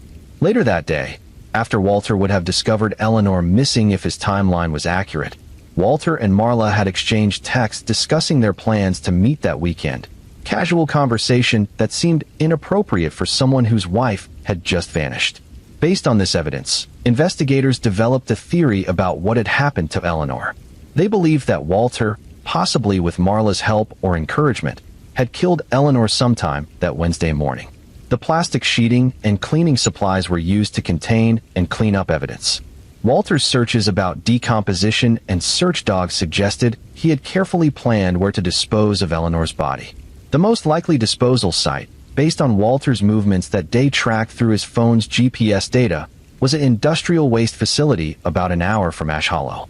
Walter had been in the area of this facility for approximately 90 minutes in the late morning on the day Eleanor disappeared. The facility processed construction debris and other waste, compacting it, and sending it to various landfills across the region. If Eleanor's body had been disposed of there, it would have been compacted and mixed with tons of other material, making recovery virtually impossible. Police obtained warrants to search the facility, but by the time they had focused on it as a disposal site, weeks had passed. The material that had been processed the day Eleanor disappeared was long gone, spread across multiple landfills. Even if Eleanor's remains were in that mass of debris, finding them would have required excavating and sifting through thousands of tons of compacted waste, a task that was practically impossible and prohibitively expensive. Without Eleanor's body, prosecutors faced challenges in bringing murder charges. They had circumstantial evidence and suspicious behavior, but proving murder without a body is difficult. They needed to establish beyond reasonable doubt that Eleanor was dead and that Walter had killed her, all without the physical evidence that a body provides. They built their case carefully, documenting the affair, the suspicious purchases, the computer searches, the inconsistencies in Walter's statements, his strange behavior during the search, his comments about Eleanor in past tense. They brought in experts who testified about how unusual it was for someone to simply vanish without taking any possessions, without accessing bank accounts or using credit cards. They showed that Eleanor had no history of mental illness or confusion that that would explain wandering off and becoming lost. The prosecution's theory was that Walter had killed Eleanor to be with Marla, that he had planned it carefully to avoid detection, that he had disposed of her body in a way that made recovery nearly impossible. They argued that his delay in reporting her missing was deliberate, giving him time to ensure the disposal site was thoroughly processed before police started looking. They painted a picture of a cold, calculating killer who had murdered his wife of over 30 years for the chance at a new relationship. Walter was arrested and charged with first-degree murder in September 2016, 3 months after Eleanor's disappearance. Marla was arrested as an accessory after the fact, charged with helping Walter dispose of evidence and misleading investigators. Both pleaded not guilty. The trial was lengthy and difficult. Walter's defense attorney argued that Eleanor might have left voluntarily, that marital problems could explain why she would want to disappear, that the circumstantial evidence proved nothing. The defense suggested that Eleanor might have killed herself and Walter was covering it up to protect her memory and avoid suicide ruling that would affect insurance and family. It was a weak argument, but without a body, it created just enough doubt to worry prosecutors. Marla took a plea deal before trial, agreeing to testify against Walter in exchange for a reduced sentence. Her testimony was devastating. She described conversations where Walter had discussed killing Eleanor, conversations she claimed she thought were just venting, not actual plans. She admitted that Walter had come to her house the day Eleanor disappeared, that he had seemed agitated and had asked to use her shower, that she had noticed mud on his clothes and shoes that he threw away in her garbage. She testified about a conversation they had a week after Eleanor disappeared, where Walter had told her not to worry, that Eleanor was gone and would never be found, that they just needed to be patient and wait for the investigation to end. She claimed this was when she realized Walter had actually killed Eleanor, and she said she had been terrified to go to police because Walter had threatened that if she talked, he would implicate her as an accomplice. The jury deliberated for 5 days.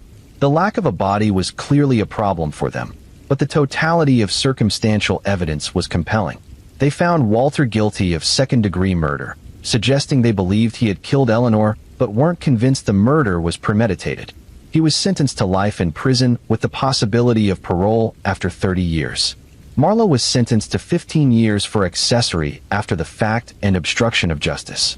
She served 8 years before dying in prison of a heart attack in 2024. In her final months, she wrote letters to Eleanor's family apologizing for her role in the tragedy, claiming she had been manipulated by Walter, that she had been afraid of him. The family never responded to these letters. Walter has never admitted guilt. He maintains that Eleanor left voluntarily, that she is alive somewhere starting a new life, that he was wrongly convicted based on suspicion rather than evidence. He has filed multiple appeals, all of which have been denied. He will be eligible for parole in 2046, when he will be 91 years old. But the most painful aspect of Eleanor Finch's case is that her body has never been found. Her family has no grave to visit, no place to lay flowers, no closure. They exist in a strange limbo where they know intellectually that Eleanor is dead, that Walter killed her, but without remains to bury, some part of them can't fully accept it.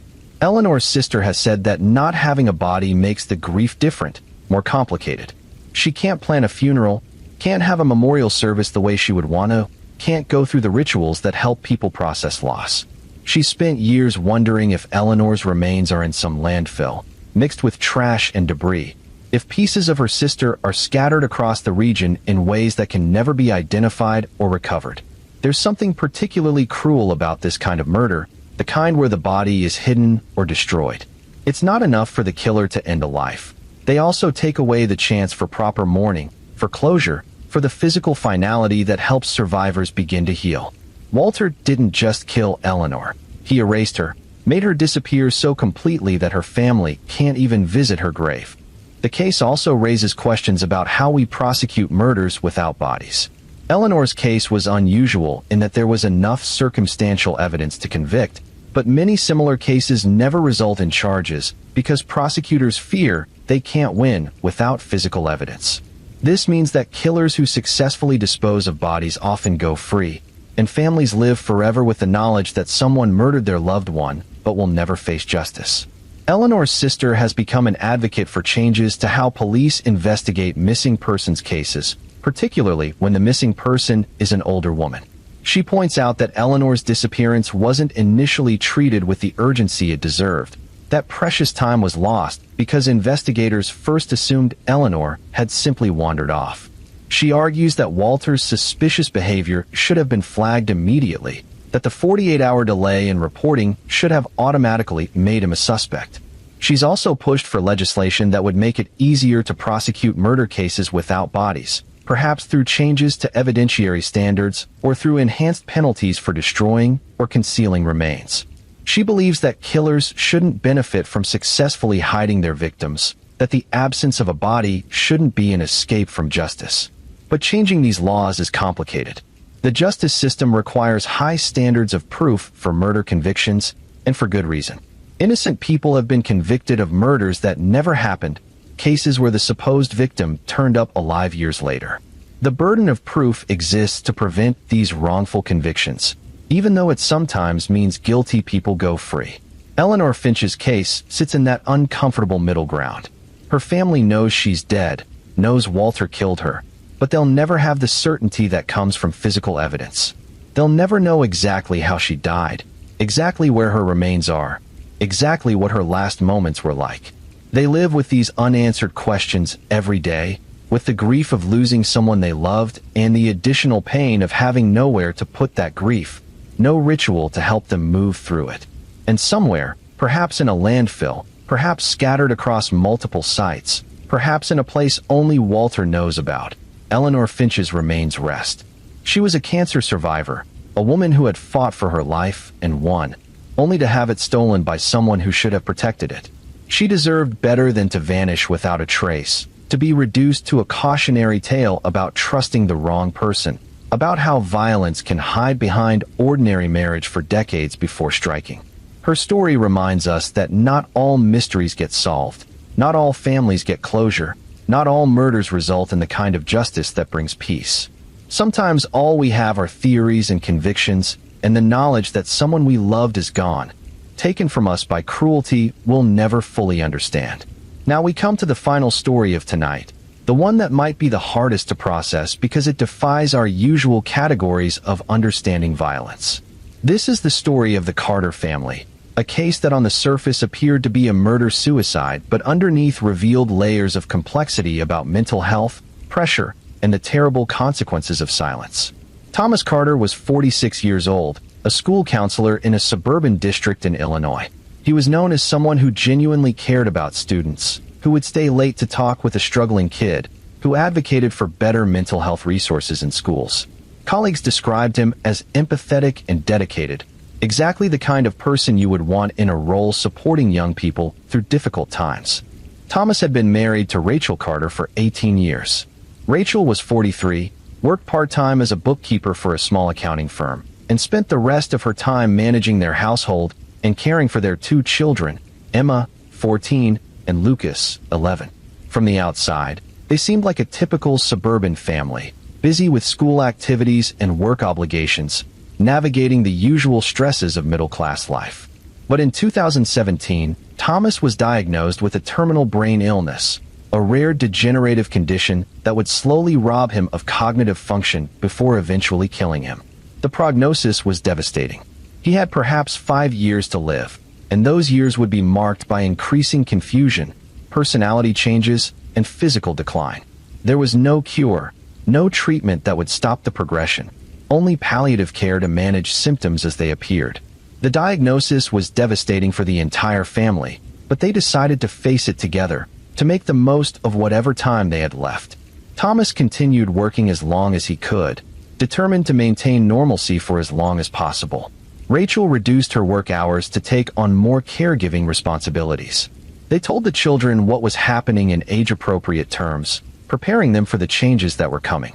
Rachel began documenting their journey on social media, a blog where she wrote about the challenges of caregiving, the grief of watching her husband decline, the fear of facing the future alone. The blog gained a following, other families dealing with similar situations who found comfort in Rachel's honesty about how hard it was. She wrote about good days and bad days, about small victories and heartbreaking setbacks, about trying to stay positive while acknowledging the reality of what they were facing. The blog painted a picture of a devoted wife struggling but managing, finding meaning in caring for her husband, grateful for the time they still had together. People commented with encouragement and prayers, inspired by Rachel's strength. She seemed to be handling an impossible situation with grace and dignity. But the reality behind the blog was far darker than what Rachel shared publicly. As Thomas's condition progressed, his personality changed in ways that made him difficult to be around. He became angry and paranoid, accusing Rachel of trying to poison him or planning to put him in a nursing home. He would rage at the children for small mistakes, then forget the incidents hours later. The medication he took for symptom management made him drowsy and confused, but without it, his behavior was even more erratic. Rachel was exhausted, both physically and emotionally. She was trying to maintain her part-time work, care for Thomas, support 2 children who were grieving their father's slow disappearance, and keep up appearances that everything was manageable. She wasn't sleeping more than a few hours a night. She had stopped seeing friends because she couldn't leave Thomas alone and didn't want people to see how bad things had gotten. She felt trapped in a nightmare that had no end date, knowing that Thomas's condition would only get worse, that this was her life now until he died. There was also a financial problem that Rachel had been hiding from everyone, including Thomas in his more lucid moments. Before his diagnosis, Thomas had made some poor investment decisions, convinced by a friend to put a significant amount of their retirement savings into a business venture that failed. Rachel had discovered this while organizing their finances after the diagnosis, found out they had lost nearly everything they had been counting on for their future. She had been quietly trying to recover from this loss, taking on extra bookkeeping clients, but it wasn't enough. They were falling behind on mortgage payments, on credit card bills, on medical expenses that insurance didn't cover. Rachel felt like she was drowning, working constantly to earn money while simultaneously providing full-time care for Thomas, with no help and no hope of the situation improving. And then there was the secret Rachel had been keeping, something that would only come to light after the tragedy. She had been embezzling money from her accounting firm, small amounts at first, but increasingly larger sums as their financial situation became more desperate. She had convinced herself it was temporary, that she would pay it back once things stabilized, that she had no choice. But the firm was starting to notice discrepancies, starting to ask questions, and Rachel knew it was only a matter of time before she was caught.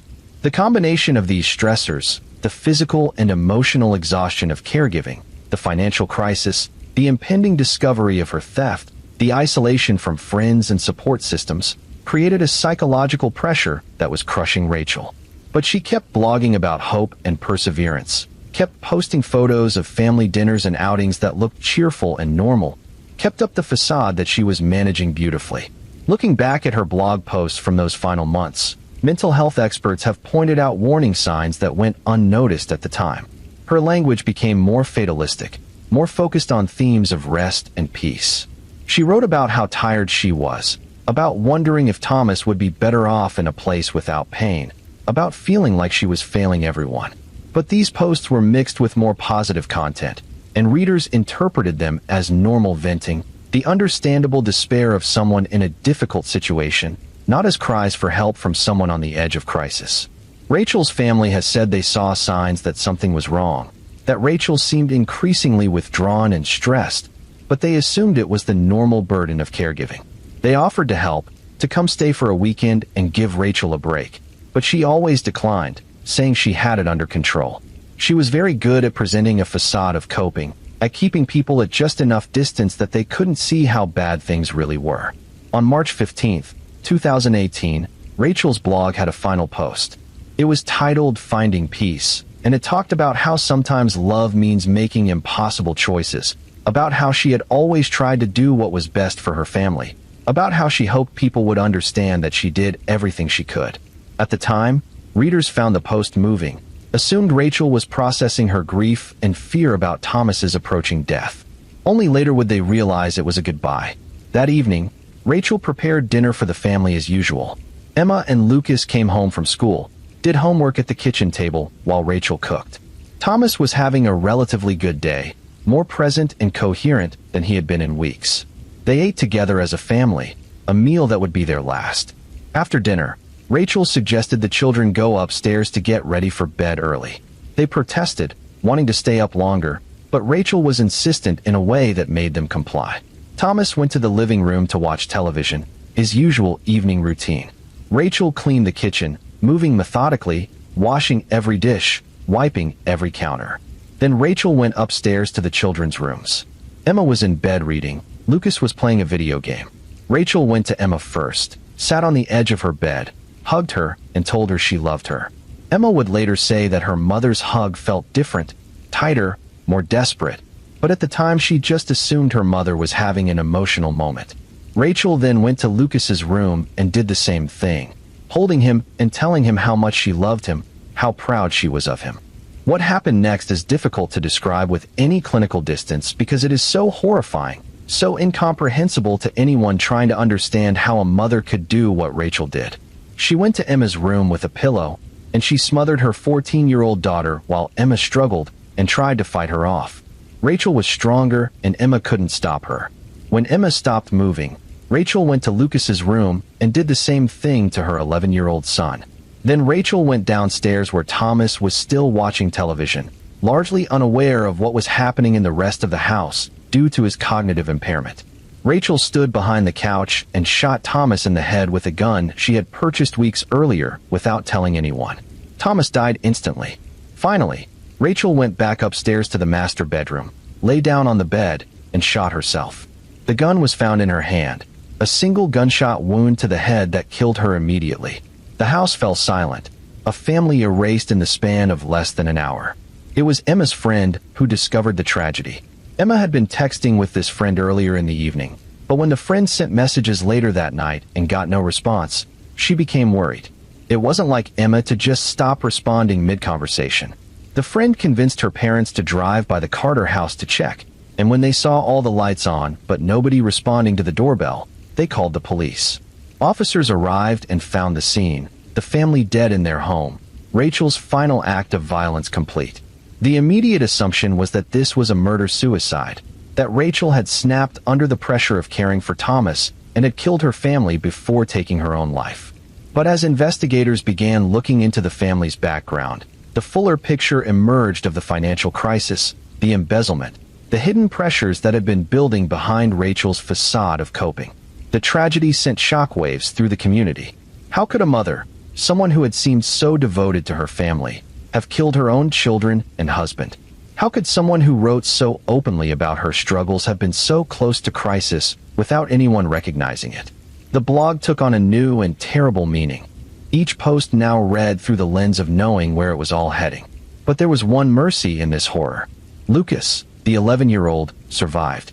The pillow smothering had caused him to lose consciousness, but not to die. When paramedics arrived and began checking the bodies, they discovered he was still breathing, still had a pulse. He was rushed to the hospital where he spent days in critical condition, doctors uncertain if he would survive or what kind of damage the oxygen deprivation had caused.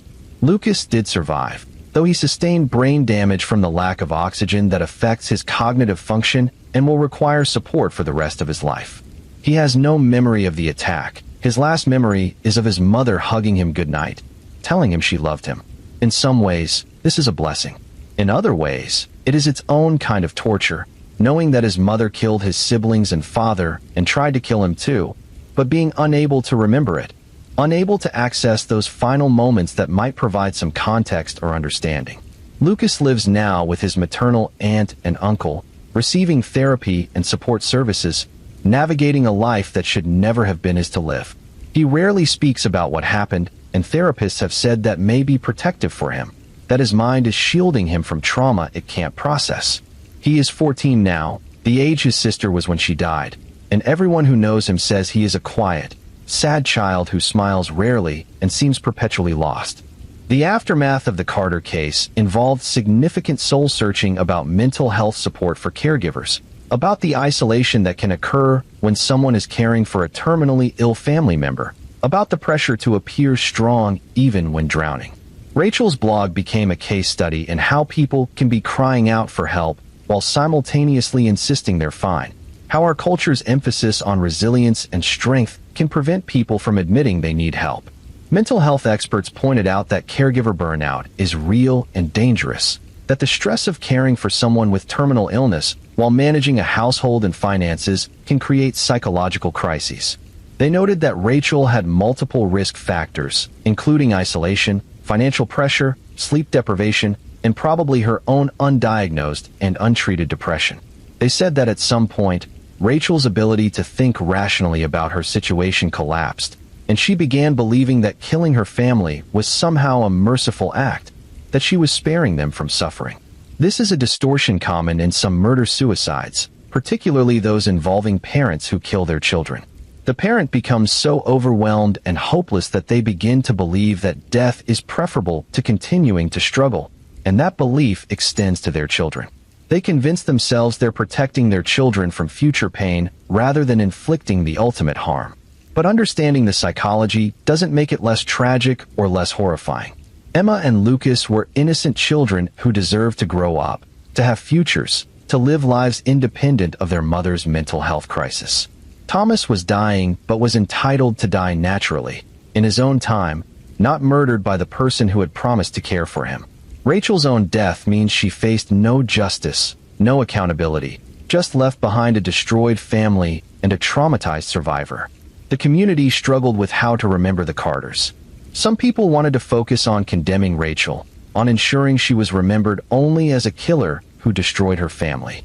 Others wanted to acknowledge the complexity, the mental health crisis, the multiple system failures that left Rachel without adequate support. These competing narratives created tension, particularly around memorial services and how the children's school should address the tragedy.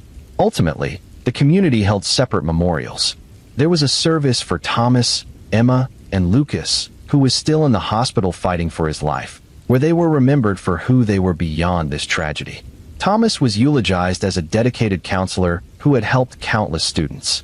Emma was remembered as a bright, funny teenager who loved music and had dreams of becoming a teacher. Lucas was celebrated for surviving, for fighting, for representing hope in the midst of devastation. Rachel was buried separately, at a private service attended only by her sister and a few close family members. There was no public memorial, no celebration of her life, just quiet grief for the woman she had been before mental illness and desperation transformed her into someone capable of destroying her own family. The accounting firm where Rachel had worked pressed charges posthumously, and the family's financial situation was laid bare in legal proceedings. The embezzlement totaled just over $70,000, money Rachel had taken over a period of 18 months to cover mounting debts and expenses.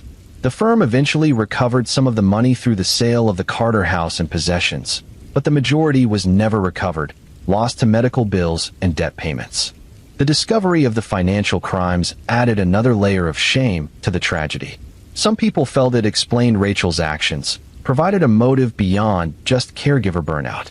She was facing criminal charges, public humiliation, probably prison time.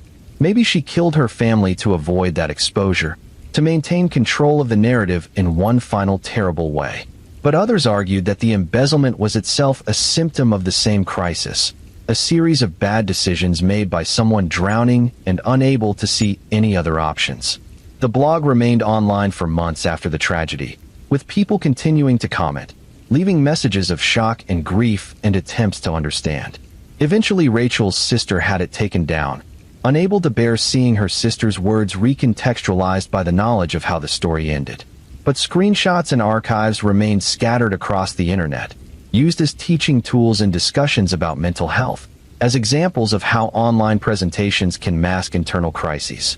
Thomas's school district implemented new support systems for employees dealing with personal crises, including mandatory check-ins for anyone on extended leave or providing family care.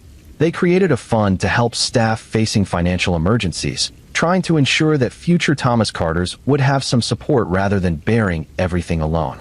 It was too late for the Carter family, but perhaps it would help others. The case also sparked discussions about physician-assisted death and whether Thomas should have had the option to end his life on his own terms rather than facing years of decline. Some argued that if Thomas had been able to choose a peaceful death while still coherent, perhaps Rachel wouldn't have felt so trapped by the inevitability of his slow deterioration. Others countered that the issue wasn't the lack of assisted death options, but the lack of adequate support for caregivers. That Rachel's crisis wasn't about Thomas dying, but about her inability to cope with the burden placed on her. These are uncomfortable questions without clear answers. The Carter case sits at the intersection of multiple social issues: mental health support, caregiver burnout, end-of-life choices, financial pressure, the isolation of nuclear families without strong community support systems. Fixing any one of these issues wouldn't have necessarily prevented the tragedy, but addressing all of them might create a world where fewer people reached the breaking point Rachel reached. Lucas's story continues, and in some ways, it's the most important part of this tragedy. He is a survivor who has to build a life knowing what his mother did, knowing that he was supposed to die too, knowing that he lost his entire immediate family in one night of violence. His therapists say he struggles with survivor's guilt, with wondering why he lived when his sister didn't, with the knowledge that pure chance, the position of the pillow, the exact amount of time before his mother moved on, determined whether he lived or died. He doesn't remember his mother as a killer. He remembers her as the person who made him breakfast and helped with homework and hugged him goodnight. Reconciling those memories with what she did is perhaps impossible, a task his mind isn't equipped to handle. So he exists in a kind of divided state, where his mother before that night and his mother during that night are two different people who can't be integrated into a coherent understanding. His aunt and uncle have made the decision not to shield him from the truth, to let him know what happened in age-appropriate ways as he grows and can handle more information. They believe that secrets and silence caused part of this tragedy, that Rachel's inability or unwillingness to share how desperate she felt contributed to her crisis. They want Lucas to grow up understanding that it's okay to struggle, okay to ask for help, okay to admit when things are too much. But they also worry about what his future holds. He has permanent cognitive impairment from the brain damage. He will need support and supervision for the rest of his life. He has trauma that will require therapy probably forever.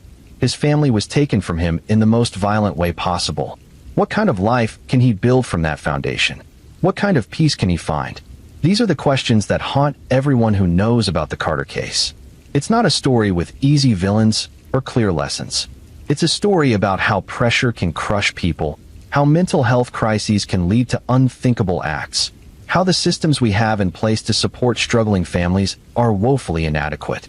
It's a story that makes us uncomfortable because it reveals how thin the line can be between coping and crisis, between functioning and complete breakdown. Rachel Carter wasn't a monster, at least not until the night she became one. She was a person who tried to handle too much for too long without adequate support, who made terrible choices under crushing pressure, who ultimately responded to her crisis in the most catastrophic way possible. Understanding this doesn't excuse what she did. Nothing excuses killing children, killing a spouse, attempting to kill another child. But understanding might help us prevent similar tragedies in the future. The warning signs were there. Rachel wrote about being overwhelmed, about feeling trapped, about exhaustion and despair. But those warnings were mixed with expressions of determination and hope that made people believe she was managing.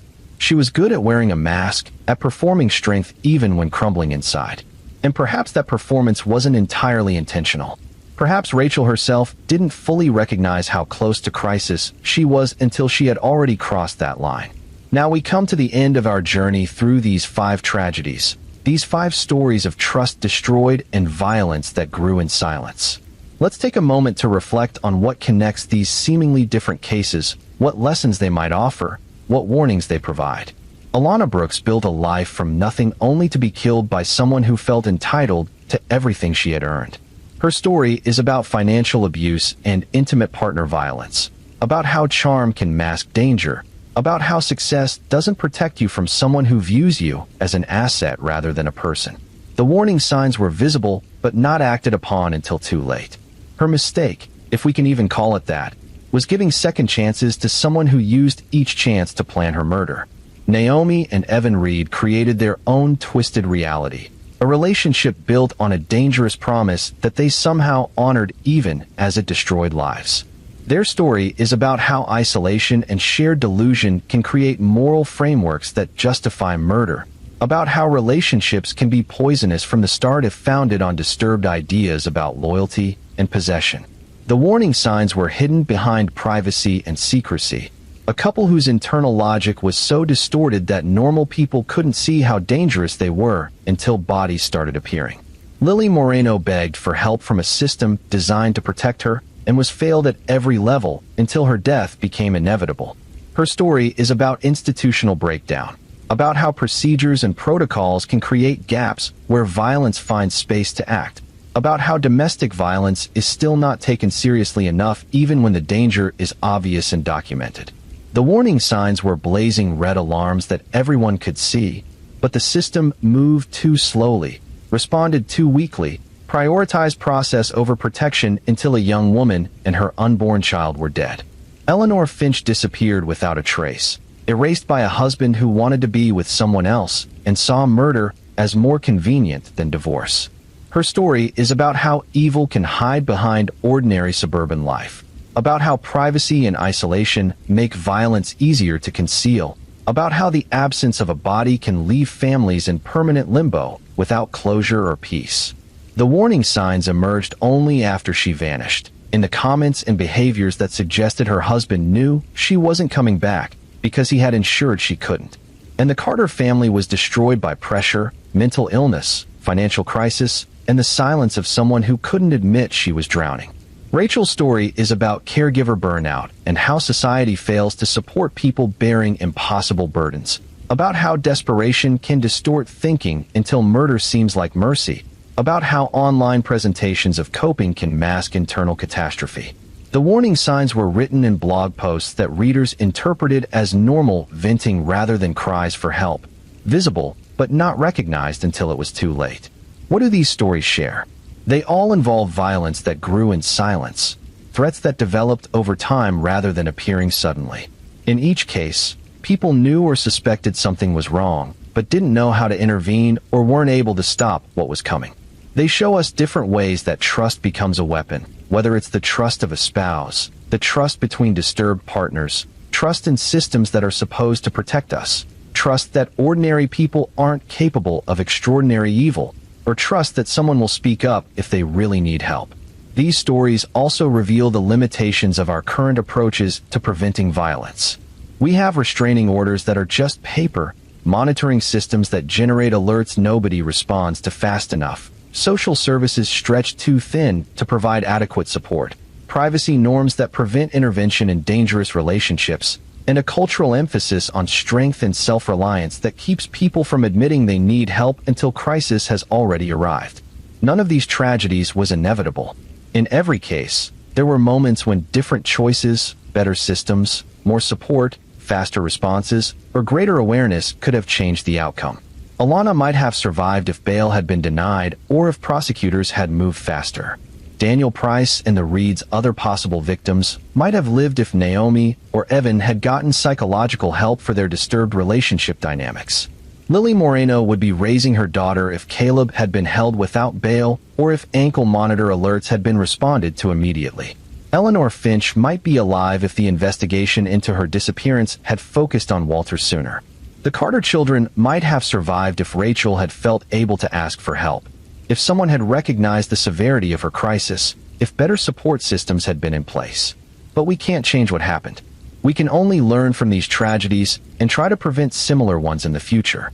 That means taking domestic violence seriously every single time, not waiting until violence escalates to lethal levels.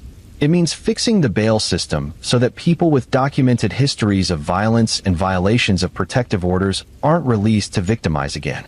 It means properly funding monitoring programs and ensuring alerts are responded to immediately. It means creating better support systems for caregivers and normalizing asking for help rather than expecting everyone to be strong all the time. It means listening when people say they're afraid, believing them, acting on that fear rather than dismissing it as overreaction. It means recognizing that privacy in relationships has limits, that sometimes intervention is necessary even when unwelcome. It means training police and judges to understand the lethality risk in domestic violence cases, the patterns that predict fatal outcomes. It means making resources available to people in crisis before they reach the breaking point. It also means acknowledging that we can't prevent every tragedy. Even with perfect systems and universal awareness, some people will still choose violence, still find ways to harm others, still slip through every safety net we construct. Accepting this doesn't mean giving up on prevention. It means being realistic about the scope of the problem while still working to reduce violence wherever possible. For those of you listening tonight who might be in dangerous situations, who might recognize yourselves in some of these stories, please know that reaching out for help is not weakness. Leaving a relationship where you feel unsafe is not overreacting. Calling the police when threatened is not causing drama. Your safety matters more than someone else's feelings, more than keeping the peace, more than maintaining appearances. There are people and organizations ready to help, hotlines to call, shelters to go to, legal protections to pursue. The system is imperfect, deeply flawed as these stories have shown, but it's still worth engaging with because doing nothing guarantees the worst outcome. For those of you who aren't in danger yourselves, but know someone who might be, trust your instincts.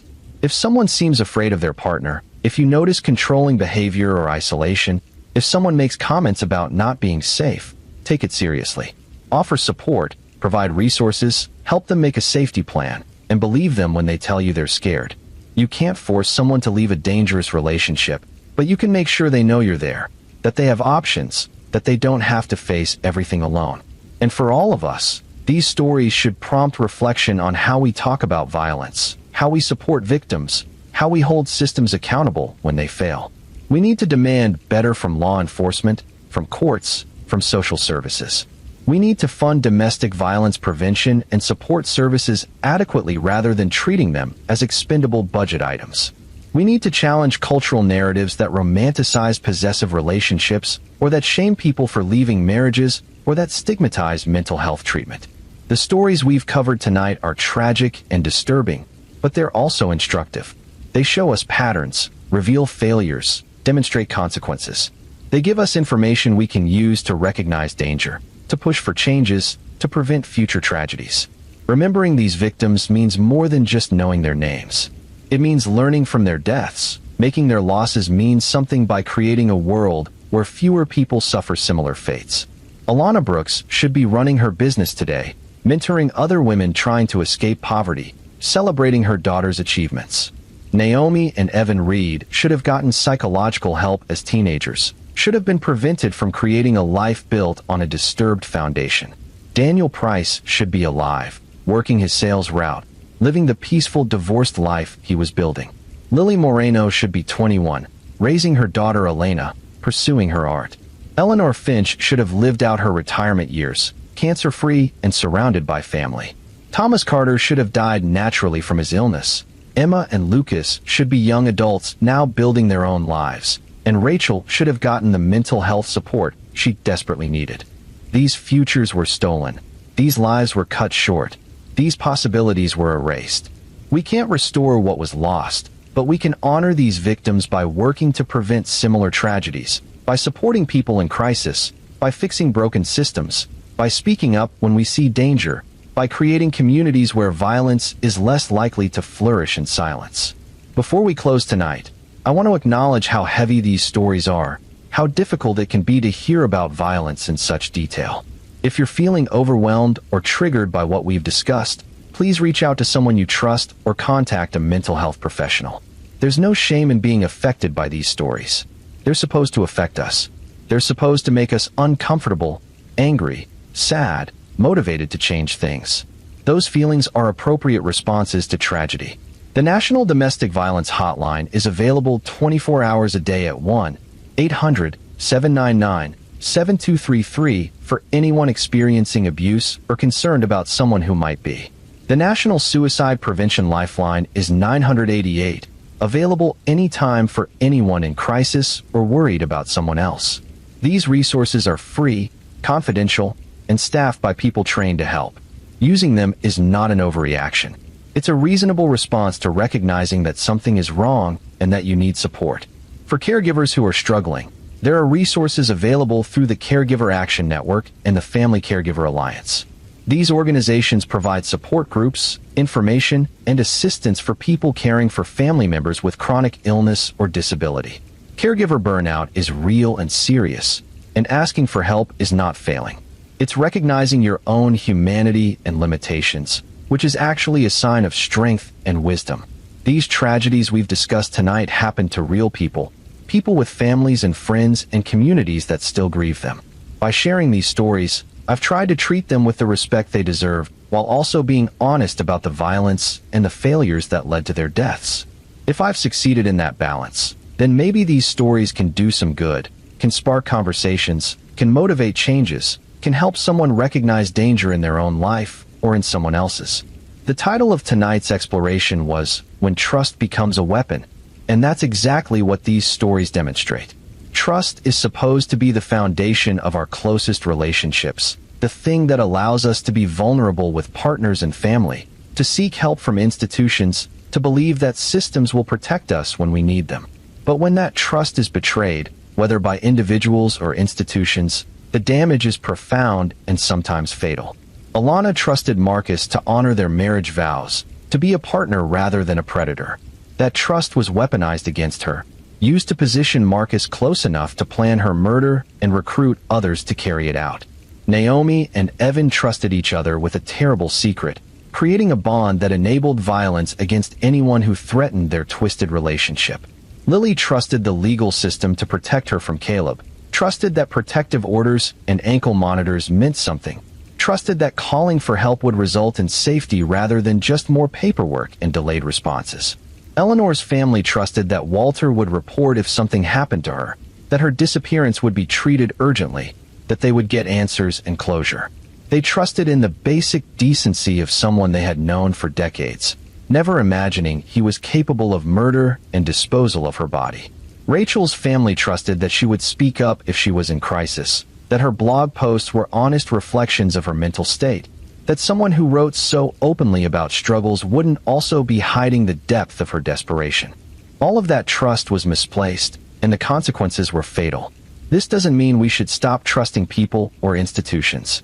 Trust is necessary for functioning relationships and societies. But it does mean we should be more aware of how trust can be exploited, more vigilant about warning signs, more willing to verify rather than just believe, more ready to revoke trust when behavior demonstrates it's no longer deserved. It means trusting our instincts when something feels wrong, even if we can't articulate exactly what the problem is. It means recognizing that people we love are capable of terrible things if circumstances push them far enough, or if they have moral frameworks that justify violence. It means understanding that systems only work as well as the people operating them, that procedures are only as protective as their implementation. These stories also remind us that silence is dangerous. Alana kept her fears about Marcus largely private, confiding only in close friends rather than making her concerns widely known.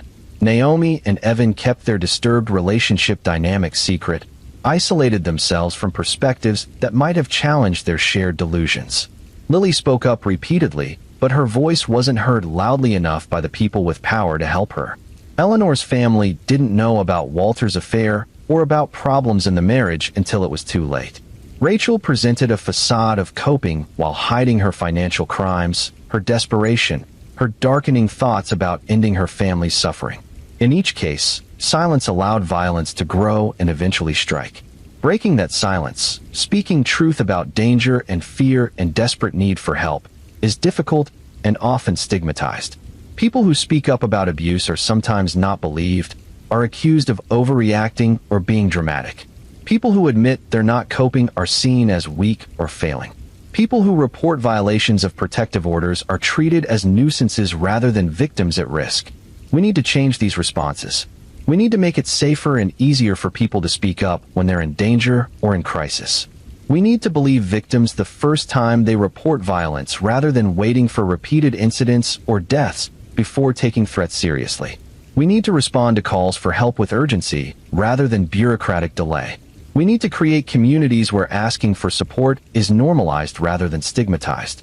The 5 stories we've explored tonight represent just a tiny fraction of the violence that occurs every day in homes across this country.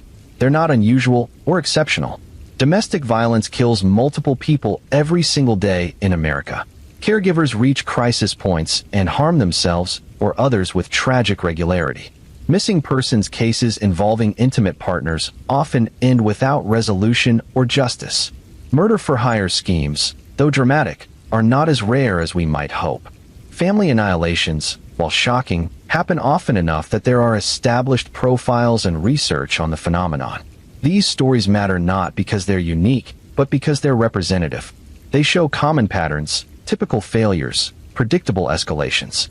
Understanding these patterns can help us recognize danger earlier, intervene more effectively, prevent some portion of future tragedies. We won't prevent all violence, but we can certainly prevent some, and every life saved is worth the effort of improving our systems and responses. So as we close tonight, I want to leave you with a few thoughts to carry forward. First, take threats seriously, both when you receive them and when others report them. Violence is often preceded by escalating threats and behaviors that create opportunities for intervention if recognized and acted upon. Second, support people in crisis whether or not they ask for help directly. Sometimes people can't or won't say they need help, but their circumstances or behaviors make their distress obvious to anyone paying attention. Third, demand better from institutions designed to protect vulnerable people. Hold police, courts, and social services accountable when they fail. Advocate for adequate funding and staffing. Push for procedures that prioritize safety over convenience. Fourth, challenge cultural narratives that normalize control, possessiveness, and violence in relationships. Jealousy isn't love, isolation isn't intimacy, control isn't care. These distortions create environments where abuse can flourish. Fifth, be willing to intervene even when it's awkward or unwelcome. Sometimes helping someone means pushing past their resistance, reporting what you see, refusing to stay silent about danger just because it's uncomfortable to speak up. And finally, remember that prevention is possible but not always successful, and that's okay. We do our best with the information and resources we have. When prevention fails, when tragedy happens despite our best efforts, it's not always because we didn't do enough. Sometimes people are determined to cause harm and find ways to do so regardless of barriers. Accepting this reality is important for maintaining our own mental health while still working toward better outcomes. If you've made it this far through these difficult stories, thank you for listening, for bearing witness to these tragedies, for sitting with the discomfort they generate. These victims deserve better than they got, deserve to live full lives, deserve to be protected by the people and systems they trusted. We can't give them those things now, but we can remember them, learn from their deaths, and work to create a world where fewer people suffer similar fates. If you found value in this exploration, I encourage you to subscribe to the channel and to share this video with others who might benefit from understanding these patterns of violence and failure. Leave a comment sharing your thoughts or your own experiences if you feel comfortable doing so. Engage with these ideas, discuss them, challenge them, add to them. The more we talk openly about violence and prevention, the more we normalize these conversations, the better equipped we all are to recognize danger and respond effectively. These stories were about trust becoming a weapon, about silence enabling violence, about warnings ignored until too late. But they can also be about learning, change, prevention, and hope for better futures. That transformation from tragedy to catalyst for positive change is the most meaningful legacy these victims can have. It doesn't erase their losses or diminish the grief of those who love them, but it gives their deaths meaning beyond just being statistics in a horrifying pattern. Tonight has been heavy, covering ground that's difficult to traverse, but important conversations often are. Thank you for joining me on this journey through these 5 tragic stories. May we honor these victims by learning from their deaths, by doing better, by speaking up, by supporting those in danger, and by working toward a world where trust is safer, silence is rarer, and warnings are heeded before violence strikes. These tragedies were not inevitable, but once silence took hold, they became unstoppable. Let us commit to breaking that silence, to preventing the next tragedy, to protecting those who need it most. Until next time, take care of yourselves and each other. Stay safe, stay aware, and remember that reaching out for help is always an option worth taking. Good night.